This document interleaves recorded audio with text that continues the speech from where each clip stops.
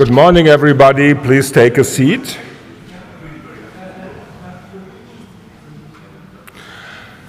I hope you had a wonderful evening and you all feel ready now. I had a problem to get a coffee in the hotel today with one machine and 50 people, but I guess that we don't need coffee. We have wonderful talks, inspiration, which will increase our attention and make us happy. And we will start with the clinical working group activities.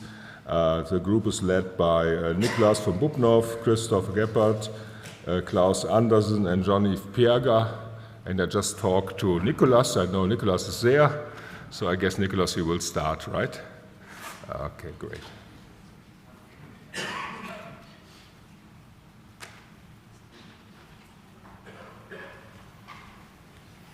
Yeah, good morning, everybody. So, do I have to, yes, somebody is doing this, great. Start the presentation.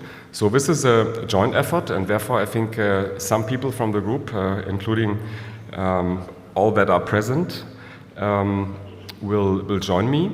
I will start giving you a brief overview of what we did and what we are planning to do. The clinical working group, so I have to use this, okay. So this is the clinical working group, and our task and our mission is implementation of liquid biopsy technology in the clinics. And we have several very important tools in order to achieve that. One is the transfer into clinical trials, which is extremely important, and therefore everybody is extremely welcome to contact us with ideas and proposals for clinical trials, because we are in a situation where we can support the implementation of clinical trials and where we also can do this together in a joint effort and discuss about, for example, participating sites and trial designs. And I think the second very important thing is, if you look down here, there's a lot of activity, especially by Klaus, in European activities. And there are European activities, for example, also the Can Heal and the Joint Action Precision Cancer Medicine that have been launched that help us to generate evidence within structures, for example, for molecular tumor boards, where we can generate evidence for the use of liquid biopsy in the clinical setting. And this, I think, is a very important strategy also for the ELBS in order to get liquid biopsy up and running in a clinical context. And there are two things that I think are extremely important. One is the RESIST committee, because as you know, there's a lot of activity in that field where we are also involved in as the clinical working group, because we have the opportunity to set up criteria for a liquid biopsy-based response. And by doing this, we could generate a platform where we, you could say, on the fly, collect data that can be used to generate evidence in what situations liquid biopsy helps us to stratify treatment and also to predict response, relapse, and outcome of specific patients. So, and if you think about this, if you implement liquid biopsy in RESIST, this generates a huge amount of data that we could use in a prospective manner to generate evidence. And the second thing is molecular tumor boards. So we have an initiative in the Joint Action PCM, but also in Germany, to join forces in order to implement liquid biopsy for baseline genotyping, but also for dynamic genotyping in a molecular tumor board. And by doing this, this would also open up an opportunity to collect a huge amount of data in a prospective manner. So these three clinical trials, molecular tumor board, RESIST criteria should be, in my view, our main points of activity. So in the next 30 minutes or so, we will present you some initiatives that have been launched with help or by members of the clinical working group.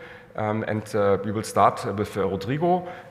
He will tell us about a survey that it was actually your idea to launch this survey. He will present some results from that survey. It was launched immediately after our Barcelona meeting.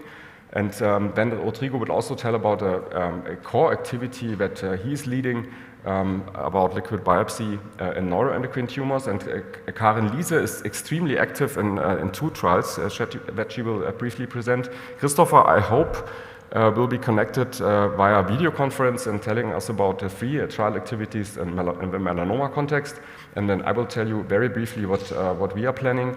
And then we will hear about EQA. I think Mats will do this. Mats, are you here? Great. Okay.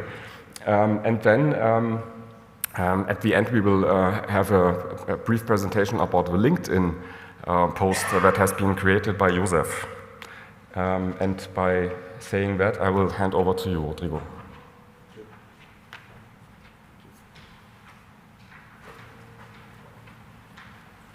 So thank you, Nicolas. Good morning, everyone. So last year in Barcelona meeting, we launched the survey to collect data about ideas and ongoing projects or future projects regarding clinical trials using ctDNA and liquid biopsy in general.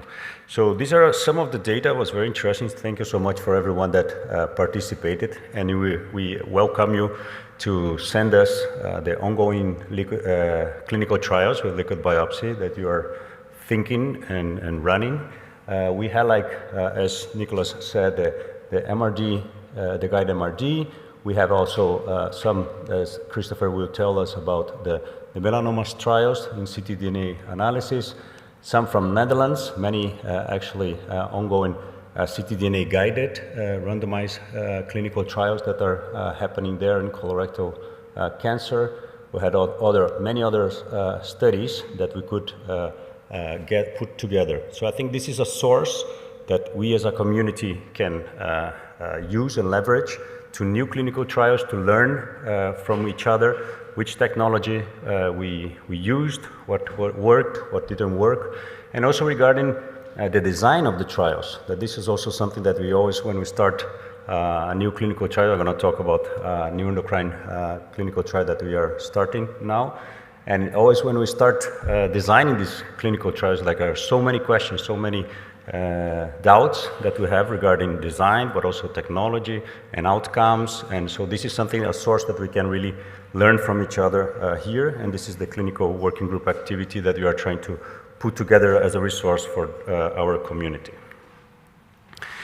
So in February last year, we had this workshop of neuroendocrine tumors in ctDNA analysis, as Ed showed in his survey in ctDNA working group.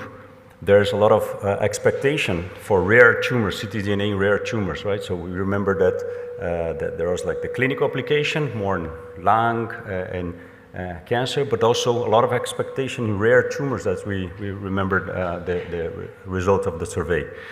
One of these rare tumors are the neuroendocrine tumors. We know that there are many things that we have to advance in this setting. So we had this very, very interesting workshop regarding neuroendocrine tumors. We invited people from, we have a lot of experience from the United States, from the Target Foundation, to bring us their insights. And we have people talking about design of clinical trials in rare tumors, that this is a different story, right? Because Recruito is a completely different story. The statistics is very different, so it was very interesting. And then we talked about, I'm going to talk a little bit about the project that we have in our laboratory.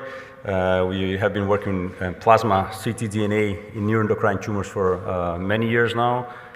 And specifically, we concentrated one adrenal, rare, very ultra-rare adrenal cancer that's called pheochromocytomas and paragangliomas. So this is a study that we launched 4 years ago. And here we can see that many groups have joined us, including in the United States. Many groups have joined us. And this is a really ultra-rare tumor. So this is something that we did not expect to have all of these gathering together with for this tumor type. So now we have like collected more than 150 metastatic pheochromocytomas and paragangliomas. This is by far the largest cohort ever built, and this we have in the liquid biopsy setting. So this is really, hopefully will add a lot to the field. And this is just one example what we can do with many other rare tumors there. So this is an example. If we come together as a community, really can help also the rare tumors patients, right? So these are the results that we had. This is preliminary. This is not finished, but these are patients with very indolent development. So they are slow-growing tumors, and this is a big problem because even the metastatic setting, the clinicians, they don't know if the tumors are aggressive or not, so they know many times they wait and see, and then after 3 months, the patient comes with a lot of metastasis. So they say, oof, we lost it. And then many other patients are over-treated because they have a slow-growing tumor, but then with chemotherapy and other therapies, they are being over-treated. So we don't have actually a biomarker to really guide this. But here we could really see that ctDNA really identifies the patients that have a very, very aggressive and very poor prognosis. So the idea looking forward now is like we are designing a clinical trial that we use this data, this prognostic data, and we will randomize patients with ctDNA positive here. And these are the patients that we will really have a special treatment, right? So we really recommend the best we can. There's no, actually, there's one FDA-approved drug that was approved like 2 weeks ago. It was presented in ESMO. But so here it will be the patients that will be randomized by ctDNA analysis. So these will be the patients that will be really treated with this FDA-approved drug. And these will be the patients that will go to an arm with wait and see or more less aggressive therapies. So this is one of the idea of a really rare cancer patient cohort that we can do things really interesting if we come as a community, and the working group of the clinical working group in the ELBS are really trying to focus also in helping these cohorts. So now, Carolis, are you here? Okay, so now Carolis will talk more about the ctDNA RESIST study. Thank you so much.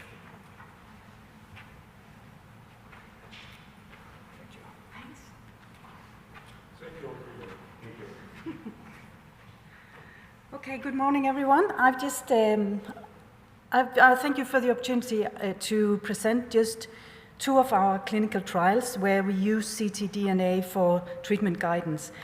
I will start by, and it's only 2 slides, so I'll leave them on, although they're busy. We decided once all the MRD studies started to be initiated in primary colorectal cancer, low-risk disease, stage 3 disease, we obviously saw that the detection rate would be low. We have also seen some of the trials that have failed. So we decided very early to see if the MRD concept was also applied to patients with 1 or 2 metastatic sites, the so-called oligometastatic disease, where you actually have a curative option to remove the metastases. So what we did was we confirmed that the ctDNA positive patients had a really high, if not 100% risk of recurrence in this locally advanced setting. So after we'd done the feasibility, we decided to initiate a clinical randomized trial where we are trying to randomize between standard of care, meaning that we do the follow-up and the adjuvant treatment decision. We base those as we do normally in the clinic, but in the other arm, in the experimental arm, we ctDNA test, and if it's positive, we do a PET-CT scan. And this distinguished our trial from most of the other MRD trials ongoing in the world. And this is why I brought it up here, because I think we've seen, as we discussed yesterday, we knew that the primary dynamic trial came out positive, but maybe with a rather low sample size for a real non-inferiority design. this can be discussed, but at least we thought that the trials coming after that trial would actually be implementing ctDNA testing as a tool for adjuvant treatment in colorectal cancer. But then we had the COBRA trial, the US trial, which failed. And after this, we've just seen at ESMO this year that the patients with escalations actually did worse in the Dynamic 2 trial. So we are still not really good at designing the clinical trials. One of the problems that we are working with is actually trying to add more imaging, and this is what we're doing this trial. And I'm bringing it here just for a brief discussion, but also for you to invite you to join us if you would like to do this. We are currently including patients in 3 sites in Denmark, more to be opened. We're including in Norway, and we have also got approval to start up in Germany. And we have almost reached the first 100 patients. I think it's 99 as per this week. The way we do this is we do double testing. We send off to do different laboratories by doing a aberrant methylation assay as well as a mutation assay. And so far we've tried to compare the two to see if it's really necessary that we double test or if we can reduce the testing, which we probably can in the future. If patients have a positive test, we will escalate the treatment after a PET-CT scan if we don't find the lesions. If they have a negative test, we will do shared decision-making together with the patient to see if we find it feasible for de-escalation. So this trial is open for collaboration. It has been recruiting steadily and successfully, but we really need more sites to join us, and we do have some funding to support the sites who wish to start up. The second one is the randomized ctDNA RECIST trial, which I discussed yesterday, the topic of ctDNA response evaluation. This is also a CITES registered trial. We are including in 2 centers at the moment in Denmark. We have reached the first feasibility milestone of more than 30 patients. We had the first feasibility aim because we wanted to see if patients would actually comply with ctDNA testing in this setting, because we are omitting the scans. And I'm very happy to say that patients are really eager to be randomized into the experimental arm and not having to go to the scans. They have fewer visits, and it's very easy to discuss these matters with them in the clinic. But we didn't know that. Another thing we didn't know was if the clinicians would comply with the trial designs, which has gone really well. But our first feasibility parameters were actually compliance with inclusion rate and compliance rate within the first 3 months of participation in the trial. And I'm also happy to reveal that this has gone really well, and all have complied with the actual trial design. The next step is going to be the next statistical feasibility analysis, which will be done at 167 patients. And finally, we're going to expand to a non-inferiority design where we will try to identify 2 outcomes. We will try to estimate if ctDNA is actually a good surrogate endpoint by comparing the correlation rates and the hazard rates into 2 arms. And then we've also added the non-inferiority aspects. It is straightforward. We take a sample prior to treatment. Then we take one after the first cycle, but because this is a trial, I have added a second confirmation sample, which we might omit, so that we have 2 samples to evaluate during the first 1 to 2 cycles. We have made a decision tree where you can see down to the left, where we have sort of decided based on the second and the third sample, if this was going to be a progression, stable disease, or maximum response. Based on this, we have designed a decision tree which fits to colorectal cancer patients. This might need to be modified when we include other types of patients, because in colorectal cancer, at least in some countries, we do a lot of treatment breaks, where there are other diseases, other GI diseases, where we don't like to do too much treatment holidays because of aggressive disease. So this is a work in progress as we go along, but we would also like to invite people to participate and join us. I won't go through the whole trial design, just invite you to contact us if you want to participate. Yeah, and this was the feasibility status, which is confidential as per now, but I think we've now reached the 40 patients, and our next target is to include at least one patient per week per center. We've confirmed the high baseline detection rate, compliance with protocol procedures, and then we're doing some questionnaires to see if patients are complying with this. But please don't share this because it's confidential. Right. I think those were the words. Any questions? Lisa, I have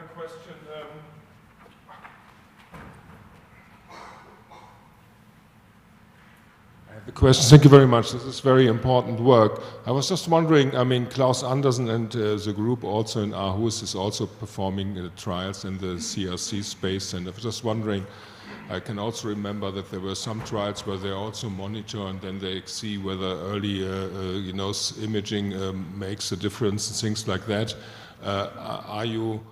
Is that somewhat coordinated together, or is it totally different, or can you help me a bit?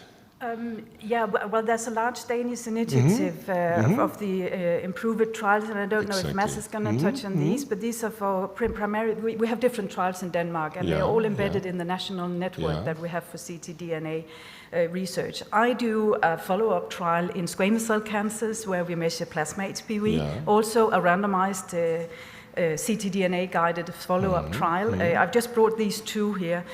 Klaus's group and our surgeons are also randomizing between standard of care follow-up after primary colorectal surgery and ctDNA-guided follow-up.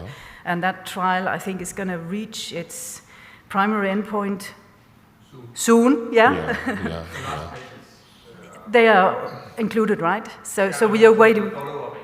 Yeah, okay, so follow-up is almost complete in that setting. But these are the follow-up trials. I did the oncology part from these, We also had a early stage colorectal adjuvant, just like the dynamic trial and the others.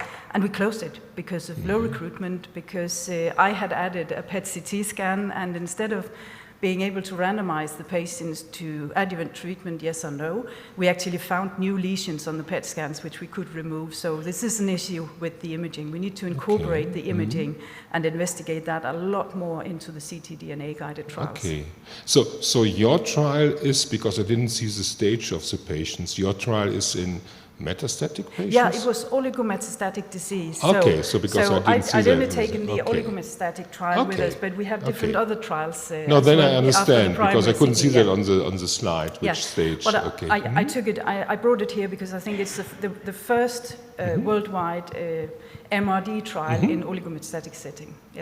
Okay, very, very interesting. Cool. Sorry. Can I have just a commentary? Last question. Yeah, very, very beautiful. Thank you very much. Question regarding the therapies. Are you selecting some types of classes of therapies, or including all types of therapies? You mean, are you including targeted therapy and immunotherapy in the trial together, or separated?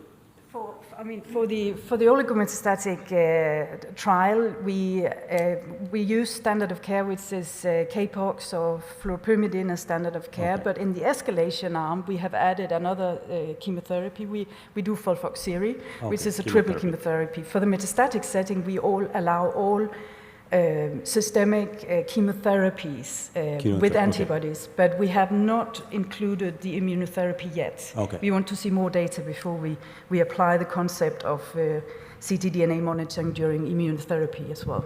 Perfect. Thank you. Thank you very much. All right. Thank you, Karen Lise. Thanks a lot. So we will move forward, and I hope Christopher is connected via video conference. He had to leave yesterday early, but he will present us some activities, a lot of activity actually, which is going on in the melanoma field. Christopher, I hope you can hear us, and we welcome you again, and for a brief presentation of the melanoma activities. Christopher. Buenos dias. Good morning. Hola. greetings from Hamburg, and it's a pity that I can't join you today in beautiful Madrid. Had to leave, as Nicolas said, and it's a pleasure that I have now a few minutes to talk about the activity in the melanoma field. Melanoma is considered a low-shedding ctDNA, low-shedding tumor. So there was a lot of doubt in the community, in the melanoma community, whether ctDNA could be of use. And now, in the last couple of years, especially with data now pouring in from retrospective and prospective studies where ctDNA measurement has shown tremendous use and early on clinical utility, even in melanoma. There is a lot of interest now in the community. There are several activities now that we started in Hamburg with Klaus Pandl together, actually based on the data that we collected in a large melanoma biobank. But there's also activity going on a European level. The EADO, the European Association for Dermato-Oncology, is actually also very interested in starting early on trials using ctDNA measurement in patients following resection, so patients that are actually eligible for adjuvant immunotherapy or adjuvant targeted therapy. So this is actually the first trial that is under preparation, so to say. It's an adjuvant melanoma trial where ctDNA measurement is used to identify patients with minimal residual disease after resection, after complete resection of the primary tumor or primary tumor plus metastases, so in stages 2B, 2C, and 3A to D. These patients are eligible for PD-1 monotherapy adjuvant treatment for 1 year, or for targeted treatment with BRAF/MEK inhibitors for 1 year when a BRAF mutation is present. ctDNA could not only be of use here to select into the arms of treatment, whether when ctDNA is detectable, and an arm where the patient only undergoes surveillance when ctDNA is not detected. The measurement or measurement platform that we envision here is the platform from Personalis ultrasensitive ctDNA measurement on the NextD platform. The second trial idea, and I'm not sure if you can see the slide, is a neoadjuvant trial that actually makes use of the idea that pathological response, which is the surrogate marker for a therapeutic response to PD-1 antibody neoadjuvant treatment in macroscopically detectable, so in macrometastatic melanoma, palpable disease, as we call it.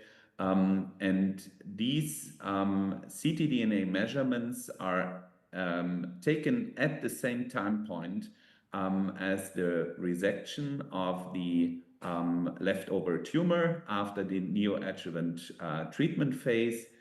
And only patients that have detectable ctDNA levels are then actually escalated on an adjuvant treatment with, in this case, a personalized neoantigen therapy based on an mRNA platform, the so-called intismeran autogene, that is a Moderna/MSD developed mRNA vaccination that is actually personalized, given IM intramuscularly to the patient combined with pembrolizumab, versus patients who have non-detectable ctDNA levels at the time point post neoadjuvant treatment who will only undergo the standard surveillance program.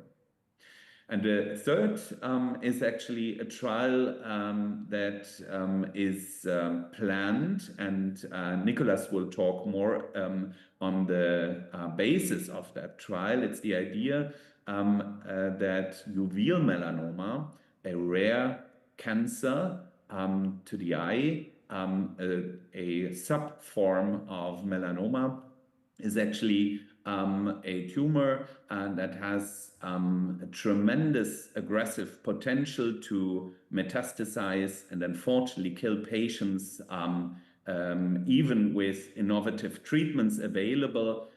There's still the majority of patients dying within months once metastasized.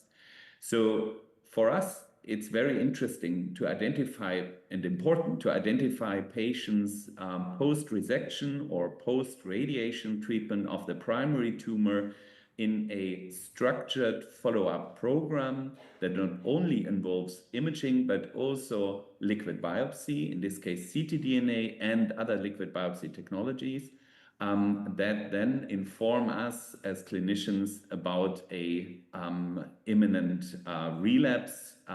And the idea from that, or for that trial, comes actually from a grant that in northern Germany, in Lübeck and in Hamburg, has been successfully worked on, the so-called NordConnect. And as I said, Nicolas will talk more about that NordConnect program in uveal melanoma.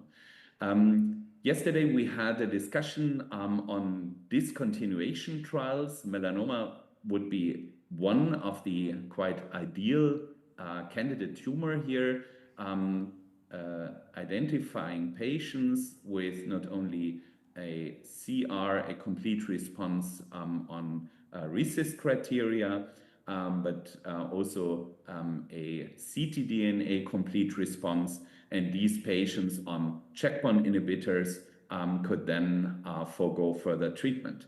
And that would be something that I would love to see evolving in our clinical working group as a trial concept that not only involves melanoma, but also other solid cancers. So that would be a great thing to do. And by that, I'd like to thank you very much for your patience, and I'm sending you best greetings from Hamburg.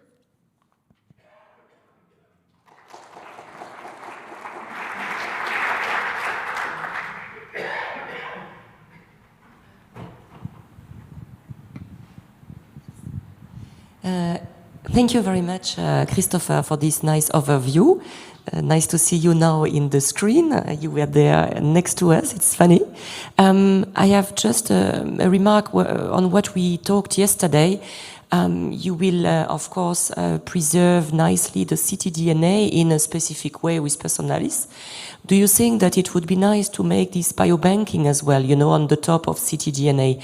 Is it planned in your, because we can say that for all the clinical trials now, that we may think of not keeping only the DNA, but also other body fluids, or at least in the blood, in the plasma, soluble biomarkers like EVs, maybe proteins, maybe others, because we have many now new companies, even in ELBS, who are really working on different approaches. And again, I believe that in the future it will be more this multi-approach, multi-omics. So it will be really in this, for all the speakers today, a great opportunity to biobank more than just the biomarker you are just mentioning. Thank you. Kati, this is indeed an excellent proposal, and I think this is very, very important. We should not stick to one technology at this point, and of course not to one company. That's not my intention here.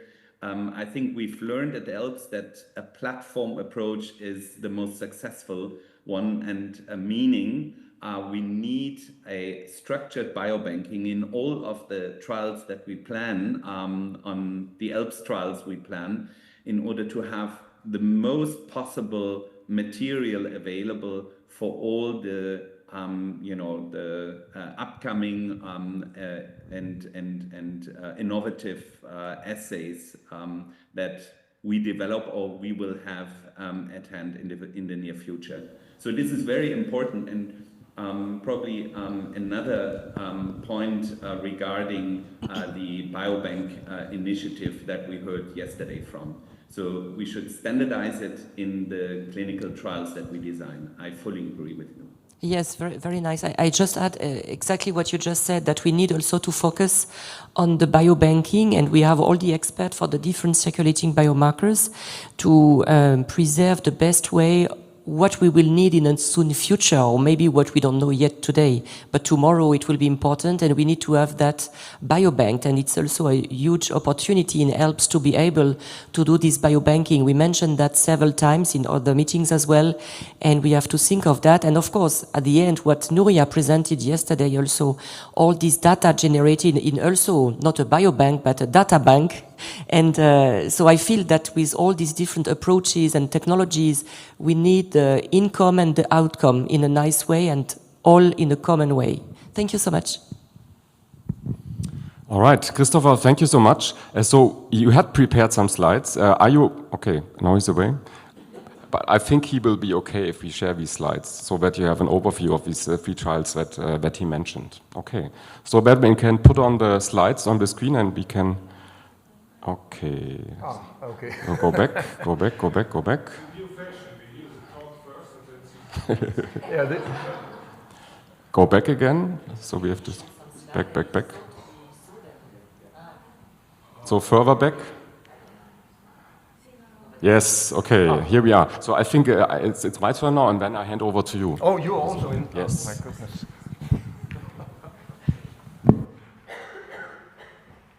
So these are very briefly the Christopher Gebhardt slides, but we will distribute them, okay? So that you can see it. All right. So I will very briefly tell you about some more activities, starting with an initiative that was launched in Germany. There was a DKTK-funded ex-liquid group, biobanking MTB-associated liquid biopsy samples, and this is not funded anymore, therefore we decided to launch a new group. It's called HiLib. It's not yet funded, but we hope to have funding soon. And the idea is baseline genotyping and dynamic genotyping in a molecular tumor board setting. And we do that in 13 centers in Germany. And everybody is extremely welcome to join this activity because it's now, and I'm very thankful for that, also under the umbrella of ELBS. So the idea is that we start with work package 1 and 2, implementing a harmonized platform for liquid biopsy diagnostic workup, so with a kind of a backbone panel and adding HRD, TMB, and MSI. The panel has actually now a size of 1.5 megabases, and the backbone is around 750 kilobases. So, and we will implement this within the next couple of months, and then starting to implement that in the MTB setting, with the aim to compare tissue-based versus liquid biopsy-based genotyping, recall rates, turnaround times, and so on.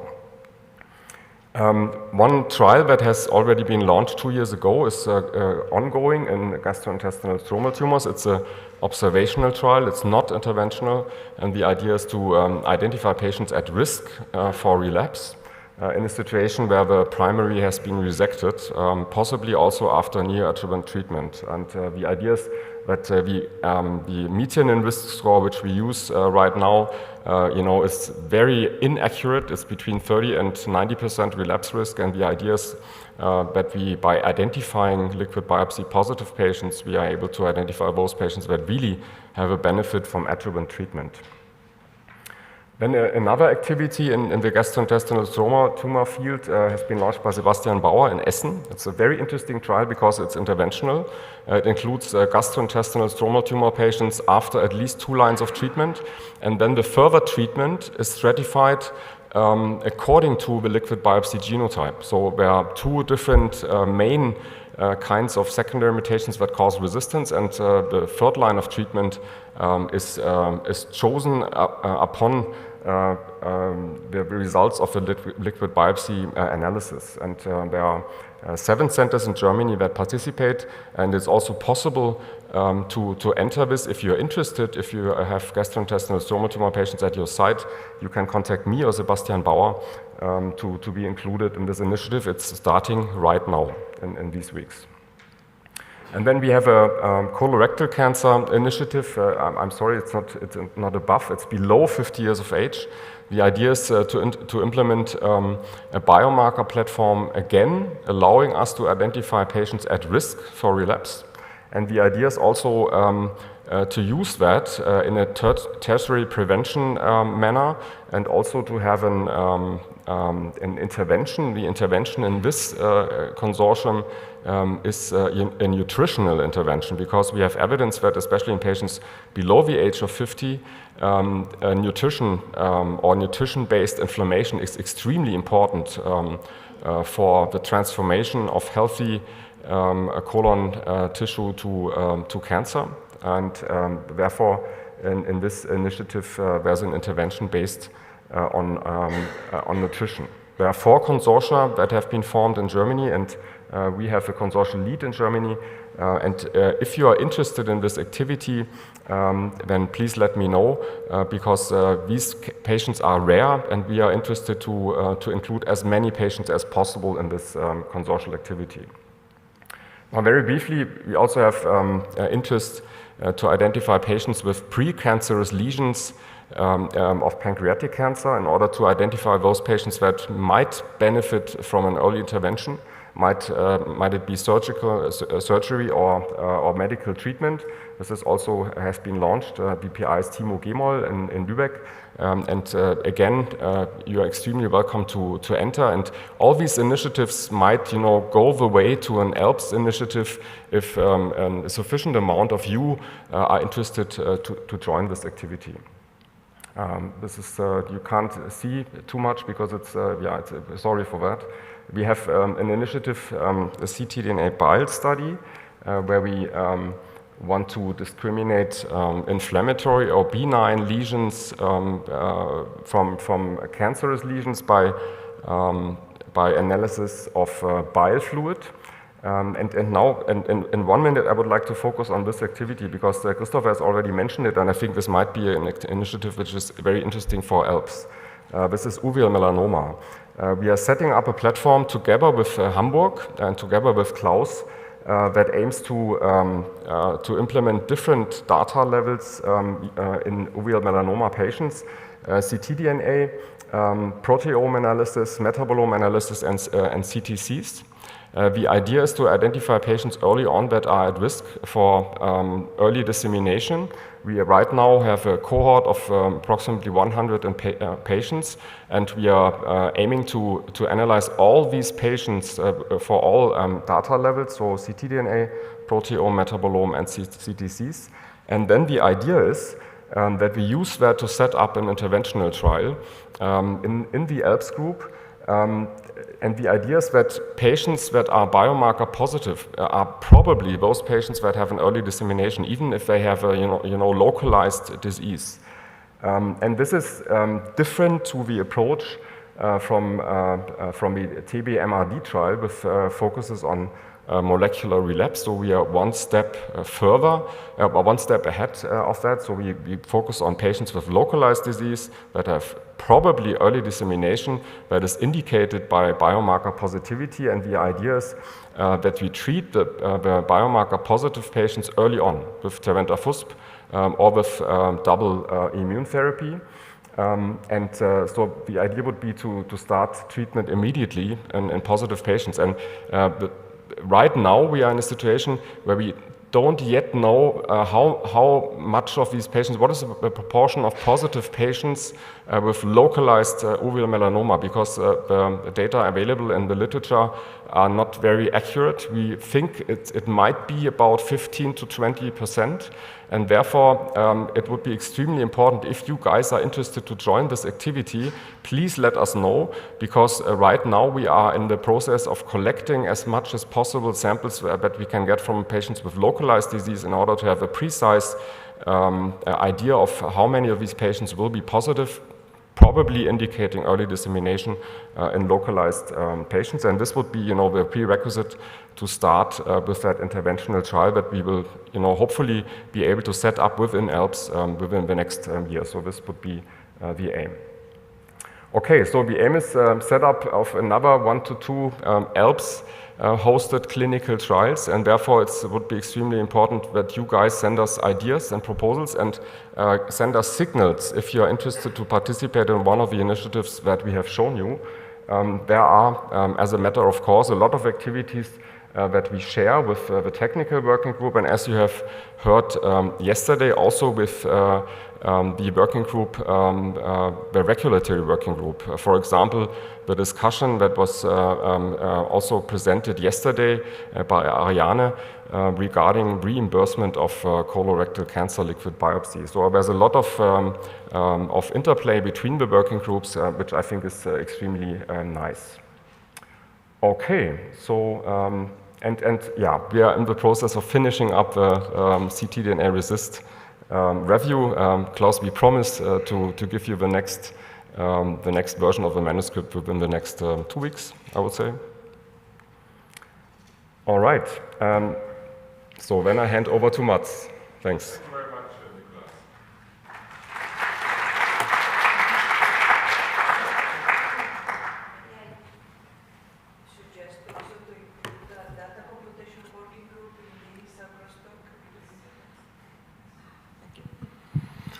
Okay, so time is flying. I will try to make it. When is it the hard deadline here? Is it now? But we already started the discussion, I think. No, go ahead. Okay, so we'll switch to something that's not a clinical trial, but the external quality assurance program that we have been working on for a couple of years. And we do it because we think this links many of the stuff that we talked about yesterday and today, the clinical trials and also the connection with the regulatory authorities and what assay is best and so on. So this is so through this EQA we can I think we can harmonize the methods, and we can learn of within the different labs and we can figure out what methods are perhaps the best in different kind of trials. And in the bottom there, I added we can improve shareholder confidence. And that's not only the regulatory bodies, but it's also labs that are going to start up with doing ctDNA analysis. And this is the people, and we have Klaus and me there, and then of course the PhD student in the top is doing all the work, Maria. So I will just start with the keynotes, the highlights there. So the basis is some reference material that we are using. And in our heads, this is a way of having unlimited cfDNA or ctDNA that we can produce again and again with the mutations that we like. So it's like if you ask me if I wear shorts when it's 80 degrees Fahrenheit, I don't really know. I wear shorts when it's 25 degrees Celsius. So I think the idea is to nullify a lot of variables, so that would be different machines, different assays, different algorithms to call the samples positive or negatives, and put it on a unified scale. So that's the idea with reference materials. And we do the QA, of course, with blinded analysis of these samples, so they are either with or without the mutation, or so the ctDNA in it. And we do it through, a very important thing is that we want to do it in the daily routine of the different labs that are participating. So we don't want something where we send a lot of samples and then one particular day in a year you analyze all these, because that would be an extraordinary situation that's not really aligned with what you do the rest of the year. So we want to assess people or the labs throughout the year continuously. I think that's a really important thing that you sometimes forget. We collect so the results centrally, and we build a database for all the results that we share with all the participants, but anonymous. And then we can use this data for both intra or inter-lab comparison. So it could be a performance monitoring for one lab to see how stuff is going over the time, over the days or years, and it could also be, of course, for comparison between labs and between assays. So it will hopefully lead to a lot of educational benefits. And in the end, I think we need to have some kind of certification in the community. And I will skip this, but we are still working with the same 100 mutations. These are the mutations down there.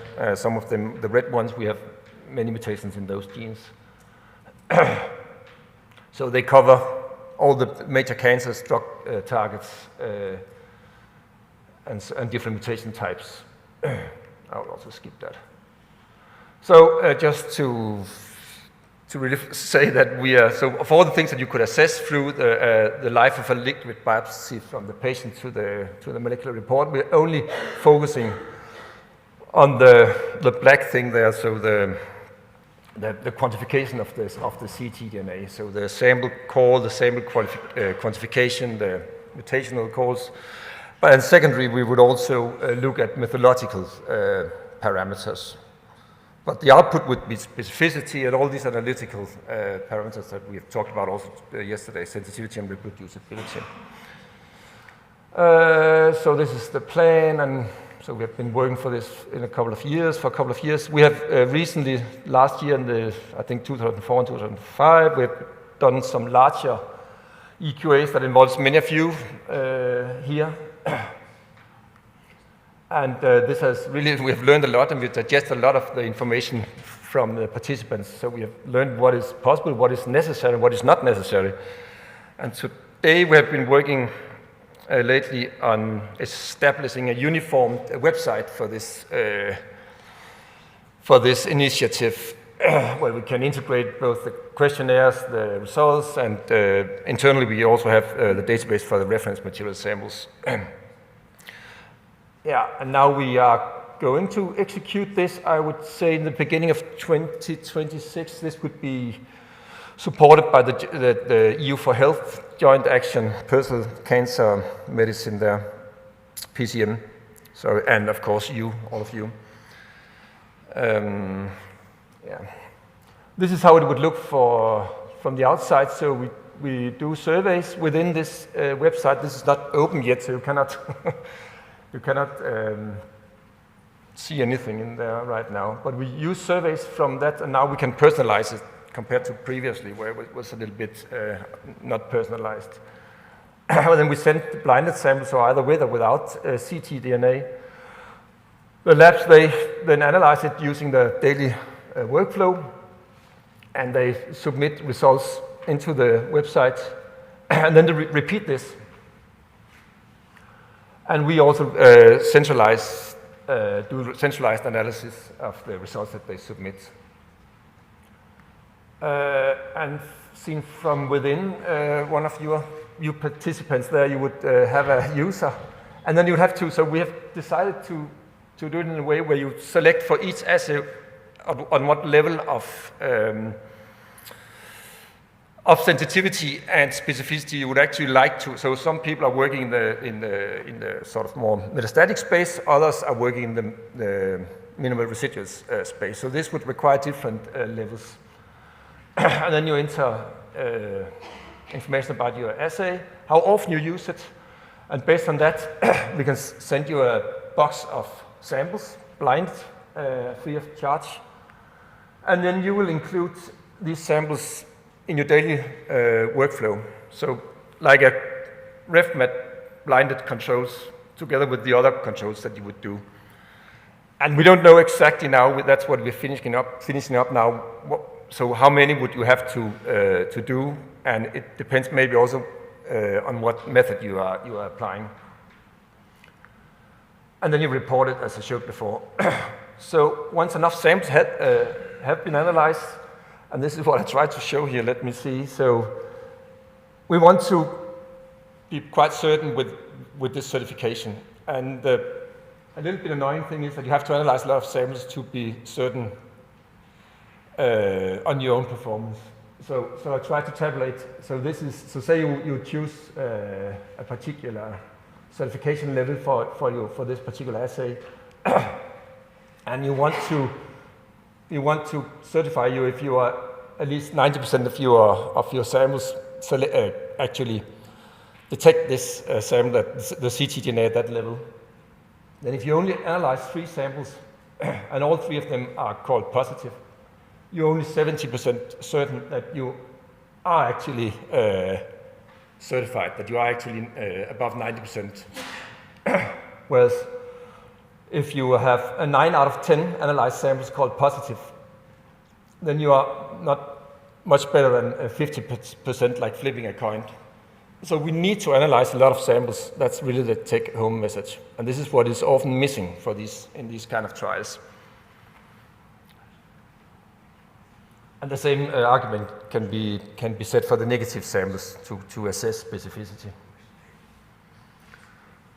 Yes, and then I just want to promote this. There's a symposium going on in May in Aarhus that are hosted by Claus Lindbjerg and Lars Dyrskut, and this is just something you should come to, I think, attend. There's a lot of people from here, Rodrigo and Claus and others, but you can see we also have stuff like people like Dennis Lowe, Maximilian Dean, and a lot of good people there, Victor Valcolesco. So you should really attend. Jean Tai is also there. So this is really a high-quality set of participants. I think this would be an amazing symposium. That's it. 4 minutes. You have one also. That's great. Thank you very much. Allow me one question. From what time will that EQA activity be online? Yeah, so we will start within the joint action first among those participants. And I'm not quite sure whose labs are. That's a huge project. So I think we'll start with that. I think it will be online. We will probably start in the first month of January 26. Okay. This is a really great activity, and I can really, I can tell you probably many of also the participants of this meeting will join this activity because it's so important. So thank you very much for that activity. It's great. And I think I also like the idea of, in the end, having a lot of anonymous data made on the same material that we can use also for bioinformatics and optimizing, so that's more my field, right? Optimizing different calling scripts, like you talked about. If you have the same sample at different concentrations, and you have all these different methods that you have, and you have also the time variable over time, so that would, I think, would be a valuable database, even though it's not clinical samples as such. All right, more questions to Mats. Okay, maybe later on in the... Yes. Thanks. I think Josef is very briefly showing his LinkedIn activity. Is Josef, are you here? Yeah. If you want, you can, it's just one slide, which is concluding the session. If you want, you can show, because I think it's great. Yeah. And I say bye-bye. Wish you a nice day. Bye-bye.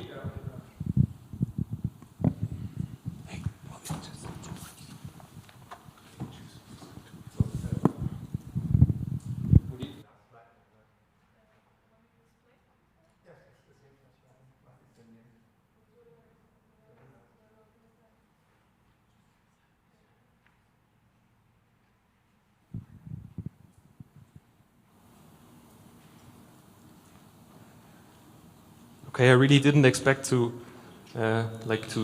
close the session, but I took over the LinkedIn activities of ELBS, and now the idea was to present all the different working groups one after another, so that everyone is aware of ELBS, what ELBS is doing, and on top of that, if you have some things you want to have posted, you want to have spread among the ELBS community, you can reach out to me as well. And I hope you like what we are doing there.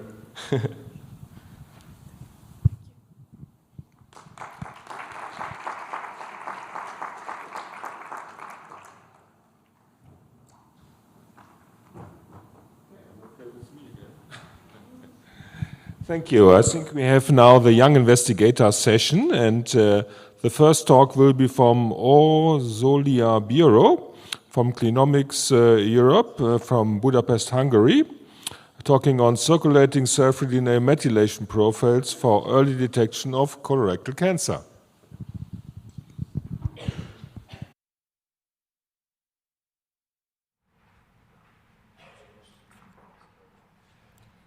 So, hello everyone.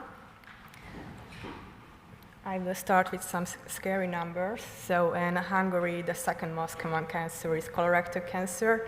About 9,000 new cases are diagnosed each year, and about 5,000 people die actually.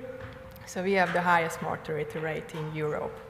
And the reason for that is that colorectal cancer, there is a national screening program, but the participant rate is remained low, about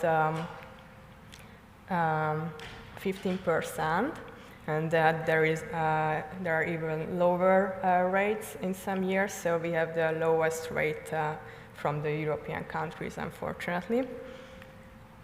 And how does the screening works in Hungary? So for average risk people, fecal blood test, the so-called FIT testing is recommended. And as a second line follow-up test, colonoscopy is performed. However, there are some problems with the FIT testing, as it cannot be applied in cases when the patient has hemorrhoids or fissures, because it causes false positive results, and the FIT testing can easily miss polyps or smaller tumors that bleed in only a small amount or not at all. And it can be clearly seen in the table over here that even when we apply the most sensitive FIT test, when the hemoglobin threshold level is 50 nanogram per milliliter, the sensitivity remains low in the early stages or the precancer state of the disease. There are tumor marker tests like CEA and CA19-9 available, but these are not really applicable in a screening setting. And colonoscopy itself has a very high sensitivity, but it's a very invasive and painful procedure, so obviously the people try to avoid it if they can. So there is a great need for minimally invasive but very sensitive screening tests that can detect the early stages as well, because in the early stage the curability of the disease is much higher compared to the later stages, of course. So, and for that, the so-called colon-AIQ test could serve as a solution. This test has been developed by Singular Genomics, and this was the first test on the market, qPCR test that integrated 5 colorectal cancer-related methylation markers in one assay. And as you may already know, abnormal methylation signals appear earlier than the malignant cell changes or before the symptoms appear. So that's why these are very good for early cancer screening purposes. So in our study, we investigated the applicability of colon-AIQ liquid biopsy test for colorectal cancer screening, and we compared its sensitivity with routinely applied tumor markers and rectal bleeding data. So the blood samples were collected at Semmelweis University in Budapest, and more than 120 patient samples were included, and 60 healthy control samples. And in the patient samples, there were some non-neoplastic benign diseases like Crohn's disease or inflammatory blood bowel disease. We have collected precancer samples, polyp samples and adenoma samples, and colorectal cancer samples from the different stages of the disease. How does the assay look like? So we need minimum 9 ml of blood in EDTA tube or cell-free DNA stabilization tube, from which we can generate a minimum of 3 ml of plasma. Then we apply a cell-free DNA extraction with the magnetic bead-based method and the bisulfite conversion. And then target-specific pre-amplification follows with the fluorescence PCR detection. And if a minimum of 1 marker is positive from the 5, the test interpretation will be a high risk for colorectal cancer. We paid special attention for the cell-free DNA QC matrix because, as you know, it's very, very important and the bottleneck of the whole assay. So the criteria for the testing was minimum 80% of cell-free DNA fragments and a minimum of 10 nanogram of cell-free DNA to perform the assay. And here you can see the results. So from the 4 analyzed factors, colon AIQ was the most sensitive in all the groups analyzed. So it can be clearly seen that the general tumor markers are not applicable for screening purposes. The rectal bleeding data was better, but it was not sensitive enough in precancer or early cancer stage. So the colon AIQ had a sensitivity about 44%, which is relatively high comparing to other cell-free DNA-based methods on the market.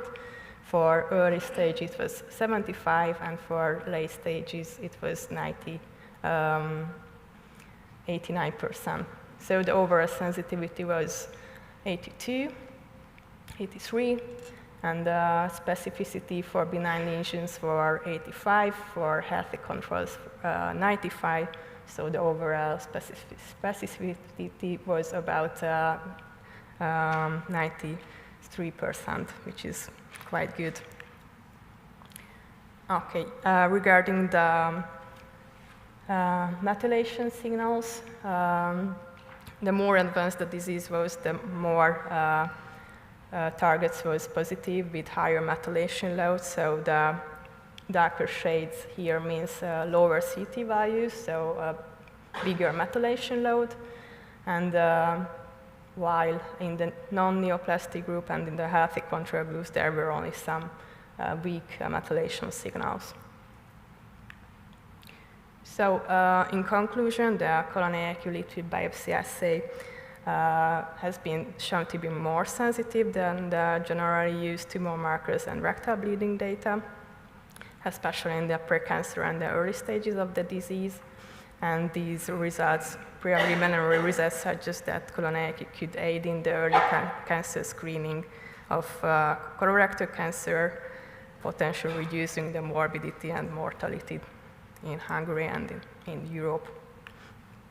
What we are doing now, we are collecting post-surgery samples from colon AIQ positive colorectal cancer patients to confirm the test applicability, not just in screening, but in monitoring settings as well.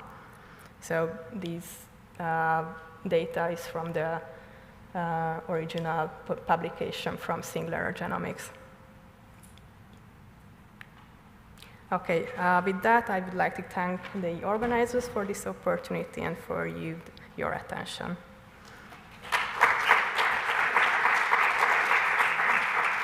Thank you very much for this very nice talk. It's maybe time for one question. Anybody wants to know something? Yes, Rodrigo. Hi, very nice talk. Thank you very much. Regarding the methylation analysis, we are always worried about bisulfite conversion of ctDNA analysis. Do you have any benchmark with other methylation to compare if you're losing signal doing the bisulfite conversion? Yeah, so during the conversion, we lose about 50% of the cell-free DNA. So that's why we have to do the pre-amplification afterwards, which helps to detect the methylation signals. So the limit of detection of the test is about 0.5% of methylated DNA. So it's quite sensitive. Thank you. Excellent, thank you very much. The next talk will be by Mireia Anduesa from the CNIO here in Madrid, and it's on bridging artificial intelligence and liquid biopsy in cancer research. And we also have to thank Mireia for, I think, helping us yesterday to make it to the restaurant with all these wonderful questions and pictures. Huh? I mean, I guess absolutely.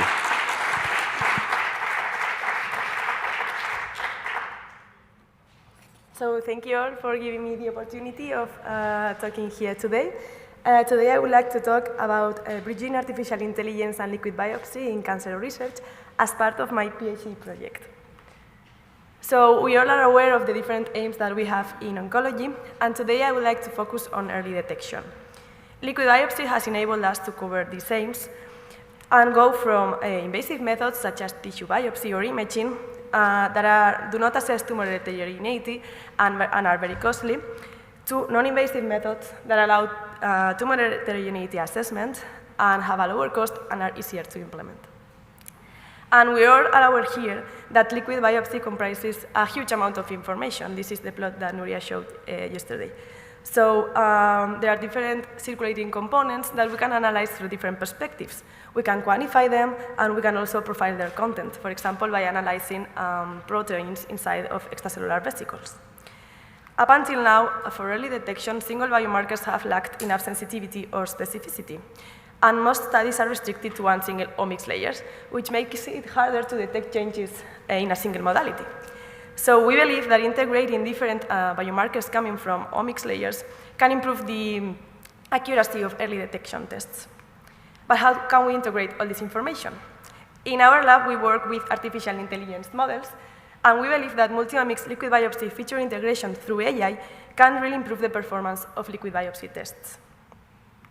So therefore, the objectives of the project that I'm showing here today are first, to develop and benchmark single omics AI models for early cancer detection in liquid biopsy, and second, to develop and benchmark multi-omics AI models that integrate liquid biopsy omics data for early cancer detection, and of course to assess the predictive value of each integration type, the benefits of multi-omics integration, and model robustness.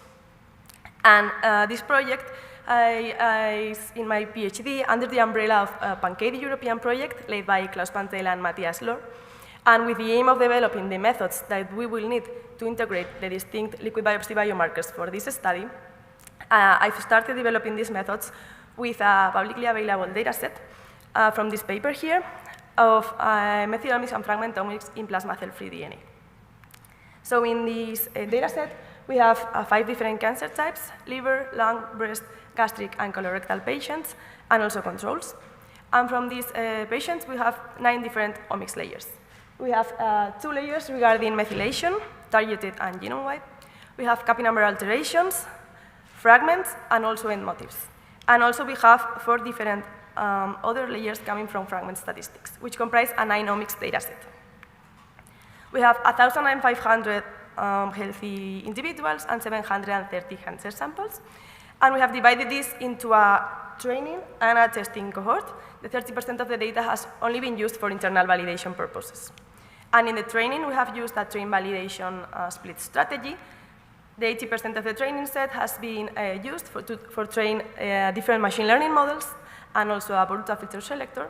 And the rest has been used for parameter tuning and feature selection tuning. So let's go for the objectives. The first one was to develop and benchmark a single omics model for each omics layer individually. And in here, I'm showing you how each one of the omics layers separately can predict cancer, taking all cancers as a whole into account, okay? And the height of the bar represents the balance accuracy of the test for this prediction. And I'm highlighting the one that performed the best after testing 7 different machine learning models. And we did this for each single omics layers. So I want to highlight here two main conclusions. The first one is the heterogeneity across omics layers and models. So we don't have a gold standard model that works best for all omics layers, so we need to test different machine learning models. And the second conclusion here is that some omics layers are more informative than others for predicting cancer, and in the case of these data sets and of this analysis, N-motifs was more predictive of cancer than others, that for example, fragmentation patterns. And for the second objective, we wanted to develop a multimodal AI model that integrates the liquid biopsy biomarkers. So we used 3 integration strategies. The first one was early fusion, where we took the different omics layers and joined them into a very big matrix and applied the 7 different machine learning methods. This is computationally expensive, but allowed us to take the correlations between the layers into account. The other approach was late fusion, where we applied the 7 different machine learning models to each one of the omics layers. We chose the best one for each omics layers and then joined the predictions in the end with a neural network. And this doesn't take the correlation between the layers into account. And finally, intermediate fusion is a more complex methodology. We used RGCCA to create a latent feature space for each one of the omics layers. And these latent features takes into account the omics information of this layer, but also the relationship with the rest of them. And we concatenated this latent space and applied the 7 different machine learning models. So we compared these 3 strategies with also the unimodal one with the N-motifs. And as we can see here, the intermediate fusion model was the one that's achieving the same score as the unimodal one. And we are currently fine-tuning these models and testing other models to improve these scores because we believe that we can get higher. And although the model is predicting cancer, yes or no, we wanted to see if it performed differently for the different cancers we have in the dataset. And surprisingly, even though the sample size of breast cancer was the highest, this had the lowest accuracy. So we thought, okay, maybe breast cancer is different to the rest, and if we train a model only with breast cancer, the model will perform better. And here I'm showing you, in light blue, the model when it's trained with all the samples, how well it predicts breast cancer patients, and in purple, the model when it's trained only in breast cancer samples, how well it predicts breast cancer patients. And surprisingly, it got worse. So we thought, okay, maybe the sample size is the key. The bigger the sample size, the better the model. So we tested this in liver cancer, and we recapitulated these results. So with non-cancer specific features, as the ones that we are having in this data set, it's more important to have a bigger sample size than for only individuals to be of the same cancer type. But okay, what about breast cancer? And here I'm showing you the cumulative explained variance plot by different cancer types. And what this curve means is that we need more variables of breast cancer data to explain the same variance.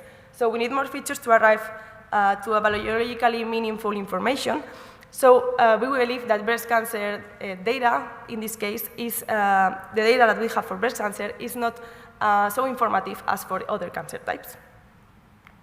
So as conclusions, we developed both a single omics and multi-omics AI model to integrate liquid biopsy biomarkers and observe intrinsic heterogeneity across the omics layers. Multi-omics integration does not always outperform single omics, but intermediate fusion shows promising results. And for non-specific biomarkers, we found that increasing the sample size improves model classification accuracy. And of course, we are planning on implementing other intermediate fusion methods for this approach, such as Bayesian generalized linear regressions or graph convolutional neural nets, which are promising. We want to implement this code for it to be ready to use, and of course assess other things such as data preprocessing, model interpretability, and also clinical utility. And I would like to thank my group, especially Nuria and Pablo, and all of you for your attention. I'm happy to take questions. Thank you.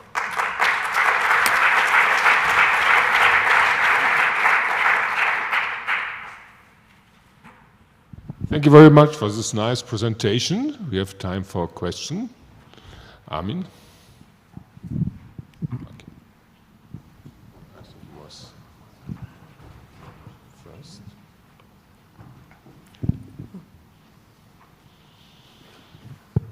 Thank you very much. Thank you very much. My voice is very low because of your event yesterday. So thank you very much. So you showed in the beginning, I think, the different modalities which you tested, like methylation markers and so on. And I'm not sure if I understood it right. Are there some of these more informative than others? So can you have some of the modalities, let's say some methylation pattern where you say, okay, this does not add information, and others are more important features which add information? Yeah, so the first thing we did was test them unimodally, so how well they predict on their own. And then when we're joining them into a model, we are using feature selection methods, which they rank the features through different machine learning strategies, and we are getting rid of some features, because in the end we want to prioritize those features that are adding information. And other strategies that we are testing as well, in the early fusion we are joining everything into a very big matrix. But some people have seen that if you don't join all the layers, but you join, for example, just 5 out of 9 layers, your model gets better because it has less data and you are getting rid of, I would say, noise or not informative features. And we are also testing all these combinations, but there are many combinations to be tested and they need time. But yeah, sometimes adding more information doesn't improve the model necessarily. Okay, thanks. Thank you. I should also mention that Armin also belonged to the winner team. The voiceless winner team. Rodrigo. Thank you very much. Very interesting. You showed that if you have more samples, you have like increased power, right? Can you calculate the number, magic number that you would need to really to reach? So would it be 1,000, 2,000, or? So for now, we don't know. There are studies for statistics for the sample size, but not for machine learning. I've done research on that. For machine learning and deep learning, this is nobody dares to tell. The more, the better, but nobody dares to tell where it's the limit. So I cannot tell you, but the more, the better in this case. And the other question would be like, can you add to this cohort that you mentioned that you captured from this paper? Can you add different cohorts that measure fragmentomics and copy number with other methods? Would that be okay to integrate this? So other methods we have not tested. We should see if there are batch effects, but we are planning to try this. And we also want to test how well the model performs when we are missing some layers, because for sure we can have other cohorts that maybe have 5 out of the 9 layers. And yeah, we would like to implement this and for the models to work, because it can be very useful. Thank you. Thank you. Great, thank you very much. We need to go on to the next talk. It's from Zhangji Chai from the Barts Cancer Institute in London. And he will talk on a hybrid deep learning platform for circulating tumor cells and clusters. Okay. Oh. So, good morning, everyone. My name is Zhenji. I'm from Professor Yangji's group in Barts Cancer Institute from Queen Mary University of London. I'm a PhD student. My project is mainly on investigating the circulating immune biomarkers for early cancer detection and its relation to CDCs, which we already had some very interesting data, but unfortunately I wouldn't be able to present this time. So today I want to present something different, a hybrid deep learning platform for circulating tumor cells and CDC clusters characterization, which I believe would be very interesting for the CDC group and for the whole liquid biopsy society. So here's a bit of background information for CDCs. So as we know, the CDCs carry crucial information for tumor initiation, progression, therapeutic resistance, and prognosis across different cancer types, which is potentially more important is the CDC clusters, which are defined as a group of 2 or more CDCs and can consist of CDCs alone or can include various stromal cells such as the cancer-associated fibroblasts and platelets and immune cells.